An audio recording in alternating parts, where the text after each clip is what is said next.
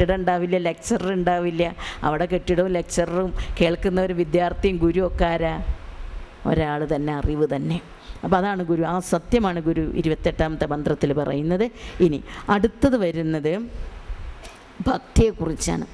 അങ്ങനെ നിങ്ങൾക്കൊരു അറിവ് അറിയണമെങ്കിൽ എന്തു വേണം? ഇപ്പോൾ പറഞ്ഞതിൽ നിന്ന് വെച്ച് സ്കൂളിൽ പോയി പഠിച്ചാൽ കിട്ടില്ല, കോളേജിൽ പോയി പഠിച്ചാൽ കിട്ടില്ല, ഒരു യൂണിവേഴ്സിറ്റിയിൽ പോയി പഠിച്ചാലും കിട്ടില്ല. സ്വയം അറിയേണ്ടതാണ് എന്ന് ഗുരു പറഞ്ഞു. ഇനി അങ്ങനെ അറിയണമെങ്കിൽ നിങ്ങൾക്ക് വഴിയുണ്ട്. ആ വഴി എന്താ? ആ വഴിയാണ് 29ാമത്തെ ശ്ലോകത്തിൽ ഗുരു പറയുന്നത്. മനമലർ കൊയ്തു മഹേശ പൂജ ചെയ്യും മനുജന് മറ്റൊരു വേല ചെയ്തിടേണ്ട. വനമലർ കൊയ്തും അതല്ലയാകിൽ മായാമനുരുട്ടുമിരിക്കിൽ മായ മാറും. നിങ്ങളൊരു കാര്യം ചെയ്യണം, മനമലർ കൊയ്ത് മഹേശ പൂജ ചെയ്യണം. അതാണ് ഇതിനുള്ള വഴി. മനമലർ കൊയ്യണം. ഏതാ മനമലർ? മനസ്സാകുന്ന പൂവ് ഇറുത്ത് സാക്ഷാൽ മഹേശനെ നിങ്ങൾ അർപ്പിക്കണം. മഹേശൻ എന്ന് പറയുമ്പോൾ ഇവിടെയും ഗുരുവിൻ്റെ ഒരു ശിവനോടുള്ള ഒരു പ്രണയം ഇവിടെയും നമുക്ക് കാണാം. സാധാരണ നമുക്ക് മഹേശൻ എന്ന് പറഞ്ഞാൽ വിഷ്ണു എല്ലാരാ? ശിവനാ. പക്ഷെ ഇവിടെ മഹേശ് എന്ന് പറയുന്നത് ആരെക്കുറിച്ചാണ്? പരബ്രഹ്മത്തെക്കുറിച്ച്, പരമാത്മാവിനെക്കുറിച്ച്. അത് ശിവൻ തന്നെയാണ്. ശിവൻ എന്ന് പറയുന്നത് ഒരു ഊർജത്തിൻ്റെ താണ്ഡവമാണ്. ഗുരു പറയും കുറച്ച് കഴിയുമ്പോൾ അതൊരു തിരുനടനമാണ് എന്ന്. ആ ശിവൻ ജീവനാണ്, അത് എനർജിയാണ്. ആ എനർജി പോകുമ്പോൾ ഞാൻ നേരത്തെ പറഞ്ഞു ശിവൻ ആരാകും? ശവം ആവും.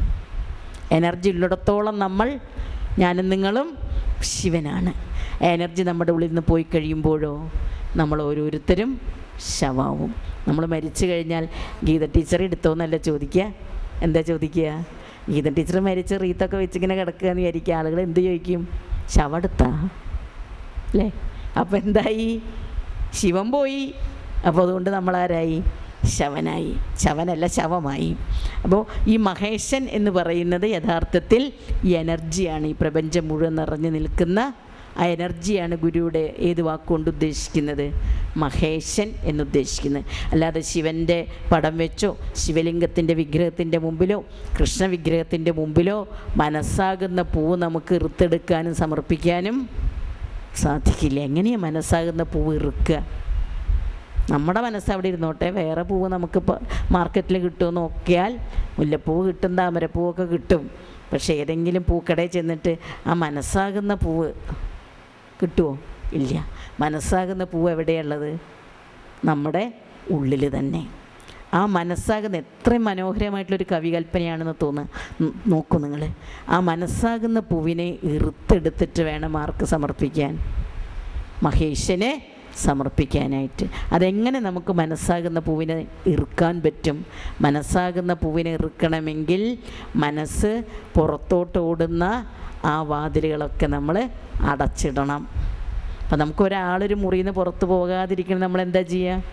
നമ്മുടെ വീട്ടിൽ കള്ളം കയറി കഴിഞ്ഞാൽ ആൾക്കാരെ കൂട്ടി കള്ളനെ പിടിക്കണം. നമ്മളെന്ത് ചെയ്യും? നമുക്ക് ചെയ്യാൻ ധൈര്യം ഉണ്ടായിട്ടല്ല, എന്ത് ചെയ്യും? വാതിലുകളൊക്കെ അടച്ചിടും. അപ്പോൾ അതിൻ്റെ അകത്ത് പെടും. ഈ മനസ്സാകുന്ന കള്ളനെ പിടിക്കാനും 5 വാതിലിൽ കൂടെ മനസ്സ് ഓടും. 5 വാതിലും നമ്മൾ അടയ്ക്കണം. ഏത് വാതിലത്? ഇന്ദ്രിയങ്ങൾ. കാരണം ഇന്ദ്രിയങ്ങളാണ് അതുകൊണ്ടാണെന്നും പറഞ്ഞ് ഈ മനസ്സിനെ ഇട്ട് ഓടിക്കുന്നത്. അപ്പോൾ ഇന്ദ്രിയ വിഷയങ്ങൾ നമ്മൾ കാണണം, കേൾക്കണം, അത് അറിയണം. ഇതൊന്നൊക്കെയുള്ള കാര്യങ്ങളൊക്കെ നമ്മൾ എന്ത് ചെയ്യണം? ആ വാതിലുകളൊക്കെ അടച്ചിടണം. അപ്പോൾ മനസ്സ് എവിടെ നിൽക്കും? അകത്ത് നിൽക്കും. മനസ്സ് ശമിക്കുമ്പോൾ എന്ത് ശമിക്കും? മനസ്സങ്ങോട്ട് ശമിച്ചു കഴിഞ്ഞാൽ പിന്നെ അവിടെ നിന്ന് പ്രവർത്തിക്കാരാ? ചിത്ത്. പുറത്തേക്ക് മനസ്സ് പോയില്ലെങ്കിൽ അകത്തുനിന്ന് ഇങ്ങനെ പഴയ കാര്യങ്ങളൊക്കെ ഇങ്ങനെ നമ്മളൊന്ന് ധ്യാനിക്കാനിരിക്കുമ്പോൾ എൻ്റെ നിങ്ങളുടെയൊക്കെ അവസ്ഥ ഒന്ന് ആലോചിച്ച് വയ്ക്കാൻ മതി. കാരണം കണ്ണൊക്കെ നിറയിൽ വെച്ച് കൈ ഈ രീതിയിലൊക്കെ ചിന്മുദ്രയിലൊക്കെ പിടിച്ച് കഴിയുമ്പോൾ കാണാം ഉള്ളിൽ നിന്ന് അതുവരെ പരിചയമില്ലാത്തതും അതുവരെ ചിന്തിക്കാത്തതും ഒക്കെ പൊന്തി വരും. ഏതോ ഒരു ഗുരു ശിഷ്യന് പറഞ്ഞു കൊടുത്തു അത്രേ, ധ്യാനിക്കുമ്പോൾ നീ ഒരിക്കലും കുരങ്ങനെ ചിന്തിക്കരുത്. അപ്പോൾ ഇയാൾ വിചാരിച്ച എളുപ്പമാണല്ലോ, കുരങ്ങനെ ചിന്തിക്കരുതെന്നല്ലേ പറഞ്ഞത്. കുരങ്ങനെ വളരെ മോശമായിട്ടൊരു മൃഗമാണ്, അതിനെ ചിന്തിക്കേണ്ടതെന്ന്. പക്ഷെ ഇയാൾ വന്ന് പായൊക്കെ ഇട്ട് കൈയൊക്കെ ഇങ്ങനെ വെച്ച് നിർന്നതിൽ കണ്ണ് പൊക്കുമ്പോൾ അപ്പോൾ വരും ഒരു കുരങ്ങൻ. എവിടെ? അകത്ത്. അപ്പോൾ പോയി കുരങ്ങൻ വന്നു, ഇനി ധ്യാനിക്കാൻ പറ്റില്ല. വീണ്ടും കുരങ്ങനെയൊക്കെ ഓടിച്ച് കളഞ്ഞ് എന്ന് പറഞ്ഞാൽ പുറത്ത് മുറിയുന്നല്ല, അകത്തുനിന്ന് കുരങ്ങനെയൊക്കെ ഓടിച്ച് വീണ്ടും ഇരിക്കുമ്പോൾ എന്ത് വരും? ഉടനെ കുരങ്ങൻ വരും. എന്താ കാരണം? ധ്യാനിക്കുമ്പോൾ കുരങ്ങനെ ചിന്തിക്കരുത്. എന്തരുത് എന്ന് നമ്മൾ മനസ്സിനോട് പറഞ്ഞോ അതായിരിക്കും ഏറ്റവും ശക്തമായിട്ട് നമ്മുടെ മനസ്സിലേക്ക് ഈ ചിത്ത് ഉണർത്തി കൊണ്ടുവരിക. അതാണ് നമ്മളിപ്പോൾ ഒരു മോശം കാഴ്ച കണ്ടു, ഒരു ദാരുണമായൊരു കാഴ്ച കണ്ടു, നമ്മൾ വിചാരിക്കുക അതൊരിക്കലും നമ്മൾ ഓർക്കാൻ ഇഷ്ടപ്പെടില്ല, എന്ന് പറയും. പക്ഷെ അങ്ങനെ നമ്മൾ ഒന്നിനോട് പ്രതികരിച്ചോ അത് തന്നെയായിരിക്കും മനസ്സിൽ പൊങ്ങി വരിക. ഒരു പന്തിനെ നമ്മൾ എത്ര ശക്തമായിട്ട് അടിയിലേക്ക് അടിച്ചോ അത്രയും പൊക്കത്തിലത് പൊന്തും, അല്ലേ? അതല്ലേ സാധാരണ നിയമം. അതുപോലെ തന്നെ മനസ്സിൽ നമ്മൾ എന്തെല്ലാം ഡിപ്രസ് ചെയ്യാൻ ശ്രമിച്ചോ അല്ലെങ്കിൽ ഒപ്രസ് ചെയ്യാൻ ശ്രമിച്ചോ, ഒപ്രസ് ചെയ്യുക എന്നൊക്കെ പറയുക, അങ്ങനെ അമർത്തിക്കഴിഞ്ഞാൽ അതായിരിക്കും ഏറ്റവും കൂടുതൽ നമ്മുടെ പുറത്തേക്കുള്ള എക്സ്പ്രഷനായിട്ട് വരിക, ഒരു സംശയമില്ല. അപ്പോൾ പിന്നെ എന്ത് ചെയ്യണം? വാസനകൾ കുറയ്ക്കണം. വാസനകളെന്ന് പറഞ്ഞാൽ പറഞ്ഞല്ലോ, ജന്മാന്തരങ്ങളിലൂടെ പകർന്നു പോരുന്ന കുറേ വാസനകൾ അനുസരിച്ചാണ് നമ്മൾ പ്രവർത്തിച്ചുകൊണ്ടേയിരിക്കുക. ആ വാസനകൾ നമുക്ക് നിയന്ത്രിക്കാൻ പറ്റണം. ഇതൊക്കെ എങ്ങനെ എന്ന് ചോദിച്ചാൽ പറഞ്ഞു തരാനുള്ള ഗുരുത്വമൊന്നും എനിക്കില്ല. എങ്ങനെയാണ് പറയേണ്ടത്? വാസനകളെ നിയന്ത്രിക്കണം, അപ്പോൾ ചിത്ത് നിയന്ത്രിക്കും. ഇതിനെ എല്ലാം നിയന്ത്രിക്കുന്ന ഒരാളുണ്ട് അപ്പുറമാരാ, ബുദ്ധി. അവൻ വേണം ഈ കടിഞ്ഞാണിങ്ങനെ പിടിക്കാൻ. കഠോപനിഷത്തിലെ ആ ഉപമയില്ലേ, ആത്മാനം രഥിനം വിദ്ധി ശരീരം രഥമേവച്ച ബുദ്ധിം സാരഥിം വിദ്ധി മനഃപ്രഗ്രഹം ഏച്ച എന്ന് പറഞ്ഞ മനസ്സാകുന്ന കടിഞ്ഞാൺ ഉപയോഗിച്ച് എന്ത് ചെയ്യണം? ഇന്ദ്രിയങ്ങളാകുന്ന കുതിരകളെ ആരാ നിയന്ത്രിക്കേണ്ടത്? ബുദ്ധി നിയന്ത്രിക്കണം. അങ്ങനെ നിയന്ത്രിച്ച് അത് 1-2 ദിവസം കൊണ്ട് എന്നാൽ ശരി, ഗുരുദേവൻ പറഞ്ഞു മനസ്സ് ആവുന്ന പൂവ് ഇറുക്കാൻ, നാളെ തന്നെ തീർത്തിട്ട് കാര്യമെന്ന് ആരും വിചാരിച്ചിട്ട് കാര്യമില്ല. ഇത് നിരന്തരമായിട്ട് നമ്മൾ ശ്രമിച്ചുകൊണ്ടേയിരിക്കണം. അങ്ങനെ ശ്രമിച്ചുകൊണ്ടിരുന്നാൽ മാത്രമേ നമുക്ക് പൂർണ്ണമായിട്ടും ഇത് ഈശ്വരനായിട്ട് സമർപ്പിക്കാൻ സാധിക്കൂ. അങ്ങനെ സമർപ്പിക്കുന്നവന് മറ്റൊരു വേല ചെയ്തിടേണ്ട. ആത്മജ്ഞാനം ലഭിക്കാൻ അവൻ വേറെ ഒരു കസർത്തും ചെയ്യണ്ട. മനസ്സാകുന്ന പൂവ് ഇറുത്ത് എന്ന് പറഞ്ഞാൽ അത് ആ വാക്ക് ഗുരുദേവൻ ഉപയോഗിച്ച വാക്ക് നിങ്ങൾ ശ്രദ്ധിക്കുക. അത് നിങ്ങൾ എന്ത് ചെയ്യണം? മനസ്സാകുന്ന പൂവ് പിന്നെ ശരീരമാകുന്ന ചെടിയിൽ വിരിയാൻ പാടില്ല. എന്ത് ചെയ്യണം? അവിടെ നിന്ന് പൊട്ടിച്ചെടുക്കണം. ഇറുക്കുക എന്ന് വെച്ചാൽ എന്താ? പൂ നമ്മൾ പ്ലക്ക് ചെയ്യണം, അവിടെ നിന്ന് എടുക്കണം. എടുത്തിട്ട് എവിടെ സമർപ്പിക്കണം? ഈശ്വരനായിക്കൊണ്ട് സമർപ്പിക്കണം. അങ്ങനെ സമർപ്പിക്കാൻ സാധിക്കുന്നവനെ സംബന്ധിച്ച് അവൻ പിന്നെ ആത്മജ്ഞാനത്തിന് വേണ്ടി, ആത്മാവിലേക്കുള്ള വഴി തിരിച്ചറിയാൻ വേണ്ടി അവൻ വേറെ ഒരു കർമ്മവും ചെയ്യേണ്ട. ശീർഷാസനത്തിൽ നിൽക്കേണ്ട, ഒരു ആസനവും ചെയ്യേണ്ട, ഒന്നും ചെയ്യേണ്ട. അവൻ എവിടെ നിന്നാലും, ഏത് ആൾക്കൂട്ടത്തിലായാലും, ഏത് നഗരത്തിലായാലും, ഏത് ബഹളത്തിലായാലും അവൻ എവിടെയായിരിക്കും? അവൻ്റെ ആത്മസ്വരൂപത്തിൽ ആയിരിക്കും.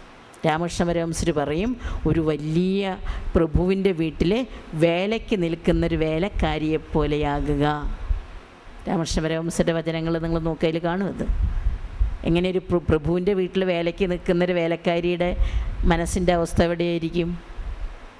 അവർക്ക് ആ പ്രഭുവിൻ്റെ വീട്ടിൽ എല്ലാ സൗകര്യം ഉണ്ടാവും, നല്ല ആഹാരം കിട്ടും, പ്രഭുവിൻ്റെ മക്കളെ നോക്കുന്നുണ്ടാവും, ഇതൊക്കെ ചെയ്യുന്നുണ്ടാവും. പക്ഷേ ആ വേലക്കാരിയുടെ മനസ്സ് എപ്പോഴെവിടെയായിരിക്കും? പ്രഭുകുമാരന്മാരെ കുളിപ്പിക്കുമ്പോഴും അവർക്ക് പട്ടുടുപ്പ് ഇടിവിക്കുമ്പോഴും ആ സ്ത്രീയുടെ മനസ്സിലെന്തായിരിക്കും? സ്വന്തം വീട്ടിലെ ഒരു കോണകം മാത്രം എടുത്ത് നടക്കുന്ന കുഞ്ഞുങ്ങളായിരിക്കും അവളുടെ മനസ്സിൽ വരിക. അവർക്ക് നല്ല ആഹാരം കഴിക്കുമ്പോഴും നല്ലൊരമ്മയാണെങ്കിൽ ആ വേലക്കാരിയുടെ മനസ്സിൽ എന്തുണ്ടാവും? പഴങ്കഞ്ഞി വെള്ളത്തിൻ്റെ മുമ്പിലിരിക്കണ സ്വന്തം മക്കൾ വരും. അപ്പോൾ അവൾ ഇവിടെയാണ് വസിക്കുന്നതെങ്കിലും അവളുടെ മനസ്സ് മുഴുവൻ എവിടെയാണ്? സ്വന്തം പ്രഭു കുടുംബത്തിൽ അവൾ നിൽക്കുന്നു എങ്കിലും അവളുടെ മനസ്സ് അവളുടെ സ്വന്തം വീട്ടിൽ പോലെ ആയിരിക്കണം എന്നാണ് രാമകൃഷ്ണ പരമഹംസർ പറയുന്നത്. നമ്മൾ ഈ പ്രപഞ്ചത്തിൽ പെരുമാറേണ്ടത്. കാരണം നമ്മൾ എപ്പോഴെവിടെയായിരിക്കണം? ആത്മസ്വരൂപത്തിൽ ആയിരിക്കണം. ഇതെല്ലാം താൽക്കാലികമാണ്. ഇതെല്ലാം പോയാലും അതിനെല്ലാം സാക്ഷിയായിട്ട് നിൽക്കുന്നൊരു ഞാനാണ് യഥാർത്ഥത്തിലുള്ള ഞാൻ എന്നറിഞ്ഞുകൊണ്ട് അതിൽ തന്നെ മനസ്സിനെ ചേർത്ത് വയ്ക്കാൻ സാധിച്ചാൽ നമുക്ക് വേറെ ഒരു വിധത്തിലുള്ള വേലയും ആത്മസാക്ഷാത്കാരത്തിന് വേണ്ടി ചെയ്യേണ്ടതില്ല എന്നാണ് പറയുന്നത്. ഇപ്പോൾ ശ്രീനാരായണ ഗുരുദേവൻ മരുത്വാമലയിൽ തപസ്സിരുന്നപ്പോൾ ഒരു പൂവും ഇറുത്ത് ഒരു വിഗ്രഹത്തെയും ആരാധിച്ചില്ല. നിങ്ങൾ മരുത്വാമലയിൽ പോയെങ്കിൽ കാണാം അവിടെ എന്താ ഉള്ളത്? അവിടെ ഒരു ഗുഹയുണ്ട്. ആ ഗുഹയ്ക്കകത്ത് ഇരുന്ന് സ്വന്തം മനസ്സിനെ പറിച്ചെടുത്ത് പരമാത്മാവിൻ്റെ പാദത്തിൽ സമർപ്പിച്ചത് കൊണ്ടാണ് ഗുരുവിന് ആത്മസാക്ഷാത്കാരം ലഭിച്ചത്. ഇനി അതിന് നിങ്ങൾക്ക് സാധിച്ചില്ല എന്ന് വെച്ചിട്ട് ആരും വിഷമിക്കേണ്ട. വേറെ 2 വഴി കൂടി ഗുരു പറഞ്ഞു തരുന്നുണ്ട്. ഏതാണ് 2 വഴി? ഒന്ന്, വനമലർ കൊയ്തും അതല്ലയായെങ്കിൽ. ഇനി മനസ്സാകുന്ന പൂവ് ഇറുക്കാൻ നിങ്ങൾക്ക് സാധിച്ചില്ല, സാധാരണക്കാർക്ക് സാധിച്ചു എന്ന് വരില്ല. അങ്ങനെയാണെങ്കിൽ നിങ്ങൾ എന്ത് ചെയ്യണം? വനമലർ കൊയ്യുക. വനമലർ കൊയ്യെന്ന് പറഞ്ഞാൽ എന്താ? കാട്ടിൽ പോകണം. അയ്യോ, ഗുരുദേവൻ അതിലും കഷ്ടമുള്ള കാര്യമാണ് പറഞ്ഞത്, പിന്നെ മനസ്സിനെ എടുത്തെടുക്കായിരുന്നു, ഇനിയിപ്പോൾ കാട്ടിൽ പോകണ്ടേന്ന് വിചാരിക്കേണ്ട. വനമലർ എന്നുള്ളത് മനസ്സിനോട് ആ പ്രാസം ചേരാൻ വേണ്ടി ഗുരു ഉപയോഗിച്ചതാകണം. വനമലർ എന്ന് പറഞ്ഞാൽ എന്താ ഉദ്ദേശിക്കുന്നത്? പുറത്തുനിന്നുള്ള പൂവ്. അത് നമ്മുടെ തോട്ടത്തിലോ വേലിപ്പൊഴുതിലോ ഒക്കെ നിൽക്കുന്ന ഒരു പൂവ് ഇറുത്തിട്ട്, അതുമല്ല എങ്കിൽ എന്ത് ചെയ്യാൻ നിങ്ങൾക്ക്? മായാമനു ഉരുവിട്ടിരിക്കുക. 2 വഴിയാണ് പറയുന്നത്. മനസ്സാകുന്ന പൂവിറുത്ത് മഹേശ്വരനെ സമർപ്പിക്കാൻ സാധിച്ചില്ലെങ്കിൽ പിന്നെയുള്ളത് 2 വഴി. ഏതാ 2 വഴി? ഒന്ന്, പുറത്തു നിന്നുള്ള പൂവ് ഇറുത്തെടുത്ത് ഈശ്വര വിഗ്രഹത്തിനെ സമർപ്പിക്കുക. അവിടെ ഡീറ്റെയിൽ ആയിട്ട് ഗുരു പറയുന്നില്ല എന്നേ ഉള്ളൂ. കാരണം ഈ പുറത്തു നിന്നുള്ള പൂവ് ഇറുത്തിട്ട് നമുക്ക് എവിടെ സമർപ്പിക്കാൻ പറ്റില്ല? എന്നാൽ ശരി, മനസ്സാകുന്ന പൂവ് ഇറുക്കാൻ പറ്റിയില്ല, പുറത്തുനിന്ന് കുറച്ച് പൂവ്, തുളസിയും ചെമ്പരത്തിയും തെച്ചിപ്പൂവൊക്കെ ഇറുത്തിട്ട് എന്നാൽ ഇരിക്കട്ടെ, പരമാത്മാവിന് സമർപ്പിക്കാൻ എങ്ങനെയാണ് പറ്റുക? പറ്റില്ല. അപ്പോൾ നിർഗുണമായിട്ടുള്ള ഉപാസനയാണ് ആദ്യം പറഞ്ഞത്. രണ്ടാമത്തത് പൂവ് ഇറുത്ത് സമർപ്പിക്കണമെങ്കിൽ എന്ത് വേണം? ഒരു സഗുണ മൂർത്തി വേണം, ഒരു വിഗ്രഹം വേണം. ആ വിഗ്രഹത്തിൽ നിങ്ങൾക്ക് സമർപ്പിക്കാം. അതുമല്ലെങ്കിൽ നിങ്ങൾക്ക് എന്ത് ചെയ്യാം? മായാമനു എന്ന് വെച്ചാൽ മന്ത്രം എന്ന് പറഞ്ഞാൽ നമ്മളെ മായയിൽ നിന്ന് ത്രാണനം ചെയ്യുന്നതാണ് മന്ത്രം. ആ മന്ത്രം ഉരുവിട്ടിരുന്നാലും നിങ്ങളെ ഭ്രമിപ്പിക്കുന്നതായ മായ നിങ്ങൾക്ക് മാറിക്കിട്ടും. അപ്പോൾ യഥാർത്ഥത്തിൽ നമ്മുടെ ലക്ഷ്യം എന്താ? സഗുണോപാസനയാണെങ്കിലും നിർഗുണോപാസനയാണെങ്കിലും നമ്മുടെ ലക്ഷ്യം എന്താ?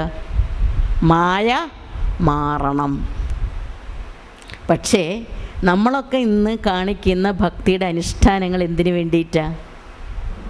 മായ മാറാൻ വേണ്ടിയിട്ടാണോ? കൂടുതൽ മായേനെ എനിക്ക് തരണേന്നും പറഞ്ഞാണ് നമ്മളിന്ന് ഭക്തി അനുഷ്ഠിക്കുന്നത്. ശ്രീനാരായണ ഗുരുദേവൻ ശുദ്ധഭക്തിയെക്കുറിച്ച് അവിടെ പറയുന്നത്. ആ ശുദ്ധഭക്തിയിലെ ഏറ്റവും ശ്രേഷ്ഠമായത് എന്താ? മനസ്സാകുന്ന പൂവിറുത്ത് പരമാത്മാവിന് സമർപ്പിക്കുക. രണ്ടാമത്തെ, ഇനി അതിന് സാധിച്ചില്ലെങ്കിൽ നിങ്ങൾക്ക് എന്ത് ചെയ്യാം? സഗുണമൂർത്തികളെ പൂവൊക്കെ ഇറുത്ത് പൂജയൊക്കെ ചെയ്ത് ആരാധിക്കാം. അതുമല്ലെങ്കിൽ നിങ്ങൾക്ക് എന്ത് ചെയ്യാം? മന്ത്രങ്ങൾ ഉരുവിട്ട്, അത് ഈ ഉപനിഷത്തിലൊക്കെ പറയുന്ന തത്വമസീന്നോ അയമാത്മാ ബ്രഹ്മെന്നോ ബ്രഹ്മാസ്മീന്നോ ശിവോഹം എന്നുള്ള മന്ത്രങ്ങൾ, അതുമല്ലെങ്കിൽ നമ്മൾ ചൊല്ലുന്ന സഹസ്രനാമങ്ങൾ. ഈ നാമങ്ങൾ ചൊല്ലുന്നത് എന്താ ഉപയോഗം? നാമങ്ങൾ ചൊല്ലുന്നത് മറ്റൊരാളെ കേൾപ്പിക്കാനല്ല. നമ്മൾ പലപ്പോഴും നാമം ചൊല്ലുന്നത് ഞാൻ വലിയ ഭക്തയാണ് അല്ലെങ്കിൽ ഭക്തനാണെന്ന് വേറൊരാൾ അറിഞ്ഞോട്ടെ എന്ന് വിചാരിച്ച് നമ്മൾ ഉറക്കെ ചൊല്ലും. പക്ഷേ മന്ത്രം ചൊല്ലുന്നത് എന്തിനാ? നമ്മുടെ ഈ ശരിക്കും പറഞ്ഞാൽ സൈക്കിക് എനർജി വളരെ എന്താ പറയുക ശിഥിലമായി പോകുന്ന സമയത്ത് ഈ ശബ്ദ തരംഗങ്ങൾ ഇങ്ങനെ അകത്ത് ചെന്നാൽ അതിന് കോൺസെൻട്രേഷൻ കിട്ടും. അതിനു വേണ്ടിയാണ്. ലളിതാ സഹസ്രനാമം ചെന്നു, ലളിതാദേവി ഇത് കേട്ട് അന്നാ സന്തോഷമായി, ഇന്ന് എൻ്റെ നാമം ചൊല്ലി എന്നാൽ അവൾക്ക് എന്തെങ്കിലും ഇരിക്കട്ടെ എന്ന് വിചാരിക്കുക. വിഷ്ണു സഹസ്രനാമം ചൊല്ലി ഭഗവാൻ വിഷ്ണുവിന് സംപ്രീതനായി അദ്ദേഹം എന്തെങ്കിലും നമുക്ക് ഒരു ഫേവർ ചെയ്ത് തരുന്നു എന്നുള്ളതല്ല സത്യത്തിൽ. ഈ ഫേവർ തരുന്നത് പുറത്തുനിന്ന് വിഷ്ണുവും ദേവിയും ഒന്നുമല്ല. ആരാ? സ്വന്തം മുഖം കാണാൻ, സ്വന്തം ഉണ്മ കാണാൻ കെൽപ്പില്ലാത്തവർക്ക് ആ ഉണ്മയുടെ ലിംഗശരീരങ്ങളാണ് എന്ത്? വിഗ്രഹങ്ങൾ. അത് നമ്മൾ ആദ്യം അറിയണം. ശ്രീനാരായണ ഗുരുദേവൻ ഭക്തി ദർശനത്തിൽ പറയും, ശിലൈവ ശിവലിംഗംന ദ്വിതീയം ശില്പിനാകൃതം. നിങ്ങളൊരു ശിവലിംഗത്തെ ആരാധിക്കുന്നുണ്ടെങ്കിൽ അതിൽ ശില്പി ശിവനെ ഉണ്ടാക്കിയിട്ടില്ല. സത്യത്തിൽ അതിൽ എന്തിനാണ് ഉണ്ടാക്കിയിട്ടുള്ളത്? അത് ശില മാത്രമാണ്. ശിലയല്ലാത്ത ഒന്നും ശിവലിംഗത്തിലില്ല എന്ന് ഗുരു നമുക്ക് പഠിപ്പിച്ചു തരുന്നത് എന്തുകൊണ്ടാണ്? വിഗ്രഹത്തിൽ സത്യത്തിൽ ആരില്ല? ഈശ്വരനില്ല. വിഗ്രഹത്തിൽ ഈശ്വരനെ നമ്മൾ എന്താ ചെയ്യുന്നത്? ആരോപിക്കുകയാണ്. എന്തുകൊണ്ടാണ് നമ്മൾ ആരോപിക്കുന്നത്? മനമലർ കൊയ്ത് മഹേശ പൂജ ചെയ്യാൻ നമുക്ക് കഴിവില്ലാത്തത് കൊണ്ട്. നിങ്ങളിവിടെ മനോജ് ഇരിക്കുന്നുണ്ട്, ചോദിച്ചു നോക്ക്. ഒരു പൂജാരി ഒരു വിഗ്രഹത്തെ ആരാധിക്കാൻ ആദ്യം എന്താ ചെയ്യാമെന്നറിയോ? എനിക്ക് കേട്ടറിവേ ഉള്ളൂ, എനിക്ക് പൂജിച്ചിട്ടുള്ള എക്സ്പീരിയൻസ് ഇല്ല. നമ്മൾ ആദ്യം ആ വിഗ്രഹത്തിലേക്ക് സ്വന്തം പ്രാണപ്രതിഷ്ഠ അങ്ങോട്ട് കൊടുക്കും.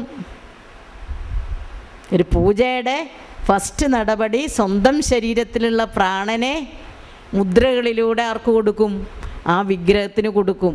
എന്നിട്ടാണ് ഈ ആരാധന മൊത്തം നടത്തുന്നത്. അത് നടത്തിയതിന് ശേഷം എന്ത് ചെയ്യണം? തിരിച്ച് അവനവൻ്റെ ഉള്ളിലേക്ക് അത് ആവാഹിക്കണം.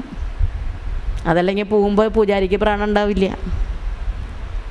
അതിൻ്റെ അർത്ഥം എന്താണ്? ഇരിക്കുന്നത് ശിലയാകാം, പഞ്ചലോഹമാകാം, അല്ലെങ്കിൽ വേറെ പലതുമാകാം. അതിന് നമ്മൾ എന്താ ചെയ്യുന്നത്? ഉള്ളിലിരിക്കുന്ന ആത്മശക്തിയെ ആ വിഗ്രഹത്തിലേക്ക് നമ്മൾ കൊടുക്കും. പൂജ കഴിയുമ്പോൾ പൂജാരി എന്ത് ചെയ്യും? അതിനെ തിരിച്ച് നമ്മുടെ ഉള്ളിലേക്ക് എടുക്കും, പൂജാരിയുടെ ഉള്ളിലേക്ക് എടുക്കും. ഇങ്ങനെയാണ് പൂജ നടത്തുന്നത്.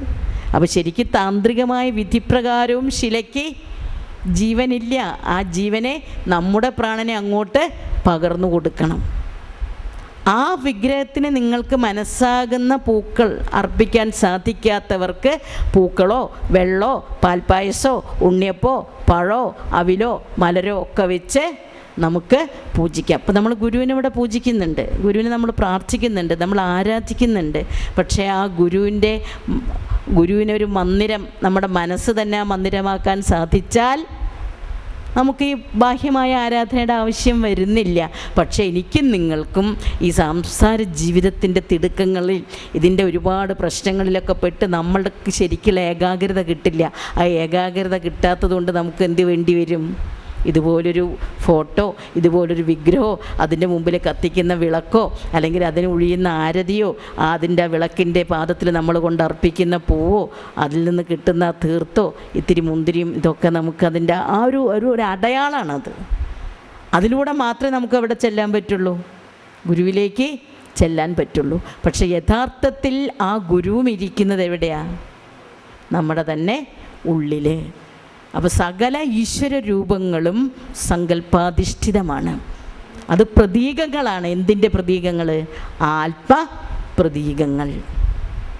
പക്ഷെ നമുക്ക് ഭക്തിയുടെ ഏറ്റവും അടിയിൽ കിടക്കുമ്പോൾ നമുക്ക് എന്ത് തോന്നും? ഇതൊക്കെ ശക്തിയുണ്ട്. അപ്പോൾ നമുക്ക് ഇവിടെ നിന്ന് കൃഷ്ണനെ കാണണമെങ്കിൽ എവിടം വരെ പോകേണ്ടി വരും? ഗുരുവായൂർ വരെ പോകേണ്ടി വരും. അതല്ലെങ്കിൽ വേറൊരു ദൈവത്തിനെ ഇപ്പോൾ ദേവിയെ കാണണമെങ്കിൽ എവിടെ വേണം? ചോറ്റാനിക്കരയോ മൂകാംബിയിലൊക്കെ പോകേണ്ടി വരും. നമ്മൾ ചെയ്യുന്ന കാര്യങ്ങളാണത്.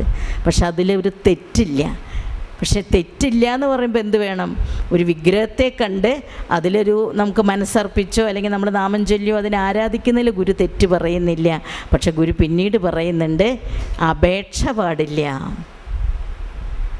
എല്ലാം അറിയുന്ന ഭഗവാന്റെ അടുത്ത് പിന്നെ നമ്മളെന്തിനാ സ്പെഷ്യലായിട്ട് അവരെ കാറ്റഗറൈസ് ചെയ്ത ആവശ്യങ്ങൾ പറയുന്നത്? പിണ്ടനന്ദിയിൽ അവസാനം പറയുന്നില്ലേ, എല്ലാം അറിഞ്ഞു ഭഗവാൻ ഇവനെടുത്ത് ചൊല്ലേണമോ? നീ എല്ലാം അറിയുന്നവനാ, പിന്നെ എനിക്കിങ്ങനെ ഓരോന്ന് എൻ്റെ ആവശ്യങ്ങൾ അവിടെ പോയിട്ട് പറയേണ്ട കാര്യമില്ല. അങ്ങനെ പറയുന്നവനെ പറയുന്ന പേരാണ് എരപ്പാളിയെന്ന്. പണ്ടൊരു മഹർഷി, ഈ രാജാവ് ക്ഷണിച്ച് വീട്ടിലേക്ക് കൊണ്ടുപോയി മഹർഷിയെ. അവിടെ കൊണ്ടുപോയി മഹർഷിയെ കാലൊക്കെ കഴുകിച്ച് വലിയ സിംഹാസനത്തിലൊക്കെ ഇരുത്തി ഒരുപാട് സ്വർണവും രത്നമൊക്കെ മഹർഷിയുടെ മുമ്പിൽ കൊണ്ടുവച്ചിട്ട് രാജാവ് കാല് തൊട്ട് നമസ്കരിച്ചിട്ട് പറഞ്ഞു, മഹർഷി എനിക്ക് ഐശ്വര്യം ഉണ്ടാവണം, എൻ്റെ രാജ്യം വികസിക്കണം, എൻ്റെ സന്താനങ്ങൾക്ക് നല്ലത് വരണം. ഇങ്ങനെ കുറേ അപേക്ഷ മഹർഷിയുടെ മുമ്പിൽ സമർപ്പിച്ചു. അപ്പോൾ മഹർഷി എഴുന്നേറ്റ് മിണ്ടാതങ്ങ് പോയി. അപ്പോൾ രാജാവ് പുറകെ ചെന്നു, അയ്യോ അങ്ങ് ഞാൻ സമർപ്പിച്ചത് ഒന്നും എടുത്തില്ലല്ലോ. അപ്പോൾ മഹർഷി പറഞ്ഞ മറുപടി, ഞാൻ എരപ്പാളികളോട് എരക്കാറില്ല. ഞാൻ എരപ്പാളികളോട് എരക്കാറില്ല. കാരണം നമ്മൾ മിക്കവാറും ഞാനും നിങ്ങളൊരു ക്ഷേത്രത്തിൽ ചെല്ലുന്നത് ഏതവസ്ഥയിലാണ്?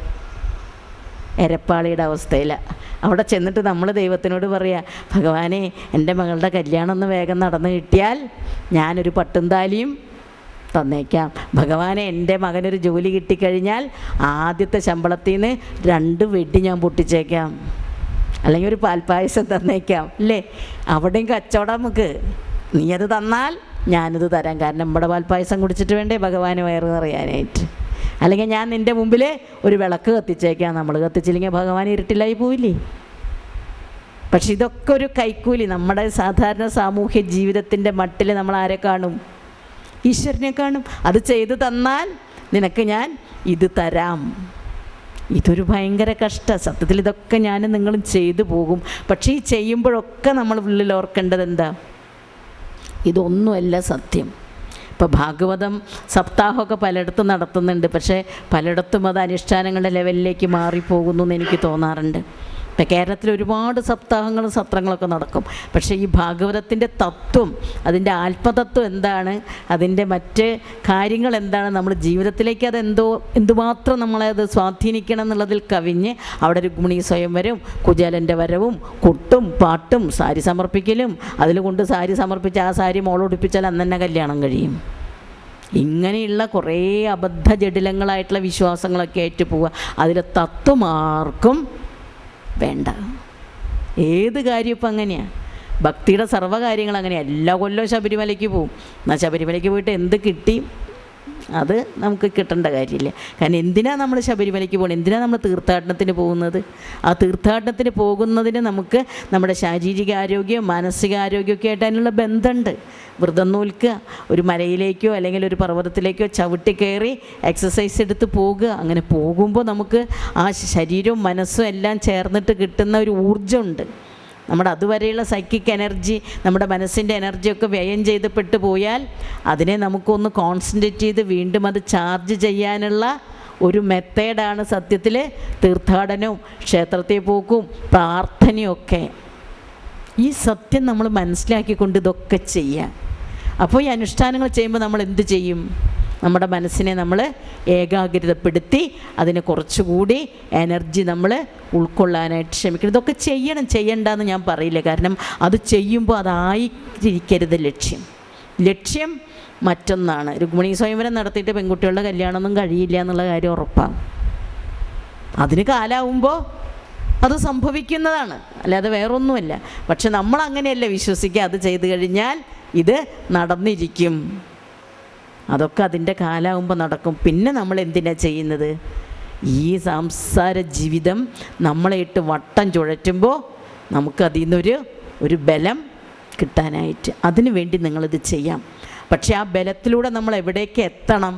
ആത്മബലത്തിലേക്ക് എത്തണം. അതാണ് ഗുരു പറയുന്നത്. മനമലർ കൊയ്ത് മഹേശ പൂജ ചെയ്യും മനുജന് മറ്റൊരു വേല ചെയ്തിടേണ്ട. അല്ലെങ്കിൽ അതിന് ബലമില്ലാത്തവർക്ക് എന്ത് ചെയ്യാം? വിഗ്രഹ പൂജ ചെയ്യാം. നിർഗുണ മൂർത്തിയെ പൂജിക്കാനായിട്ട് ബുദ്ധിമുട്ടുണ്ടാവും. ഭഗവത്ഗീതയിലെ കൃഷ്ണനോട് ചോദിക്കുന്നുണ്ട് അർജുനൻ ഒരു സംശയം. ഭക്തി ദർശനത്തിൽ വിശ്വരൂപ ദർശനമൊക്കെ കഴിഞ്ഞിട്ടാണല്ലോ ചോദിക്കുന്നത്, ഭഗവാന് ആരെയാ ഇഷ്ടം? നമ്മൾ കൊച്ചു പിള്ളേർ ചോദിക്കുന്ന പോലെയാണ്. ഭഗവാൻ ആരെയാ ഇഷ്ടം? ഭഗവാനെ പ്രാർത്ഥിക്കുന്നവരെയോ അതോ അക്ഷരബ്രഹ്മത്തെ അറിയുന്നവരെയാണോ ഇഷ്ടം എന്ന് ചോദിക്കുമ്പോൾ ഭഗവാൻ പറയുന്നത് എല്ലാം എന്നിൽ സമർപ്പിച്ച് ചെയ്യുന്നവനാണ് എനിക്ക് ഏറെ പ്രിയം. എന്നിട്ട് പറയുന്നുണ്ട് കൃഷ്ണൻ, അക്ഷരബ്രഹ്മത്തെ അറിയാൻ അത് വളരെ ക്ലേശഭൂയിഷ്ടമാണ്, അത് സാധാരണക്കാർക്ക് ചെയ്യാൻ പറ്റിയതല്ല എന്ന് ഭഗവാൻ അറിയാം. ഒരു ശ്രീനാരായണ ഗുരുദേവനോ ഒരു രമണ മഹർഷിക്കോ ഒരു രാമകൃഷ്ണ പരമഹംസർക്കോ ഒരു അരവിന്ദ മഹർഷിക്കോ പണ്ട് നമുക്ക് ഉപനിഷത്തുക്കളൊക്കെ രചിച്ച് തന്നിട്ടുള്ള ആ പേരറിയാത്ത ഒരുപാട് മഹർഷീശ്വരന്മാർക്കോ വ്യാസനോ വാൽമീകിക്കോ ഒക്കെ മാത്രമേ എന്ത് ചെയ്യാൻ പറ്റൂ? മനസ്സാകുന്ന മലരെ പൊട്ടിച്ച് അതിൽ സമർപ്പിക്കാൻ പറ്റും, പൂർണ്ണ സമർപ്പണം പറ്റും. നമുക്കൊക്കെ സാധ്യമാകുന്ന എന്താണ്? വനമലർ കൊയ്ത് നമുക്ക് സമർപ്പിക്കാം. അതല്ലെങ്കിൽ എന്ത് ചെയ്യാം? മായയിൽ നിന്ന് നമ്മളെ ത്രാണനം ചെയ്യാൻ മന്ത്രങ്ങളോ നാമങ്ങളോ ഒക്കെ ഉരുവിടാം. അപ്പോൾ നമുക്ക് ആദ്യത്തെ കാര്യം വിടുക.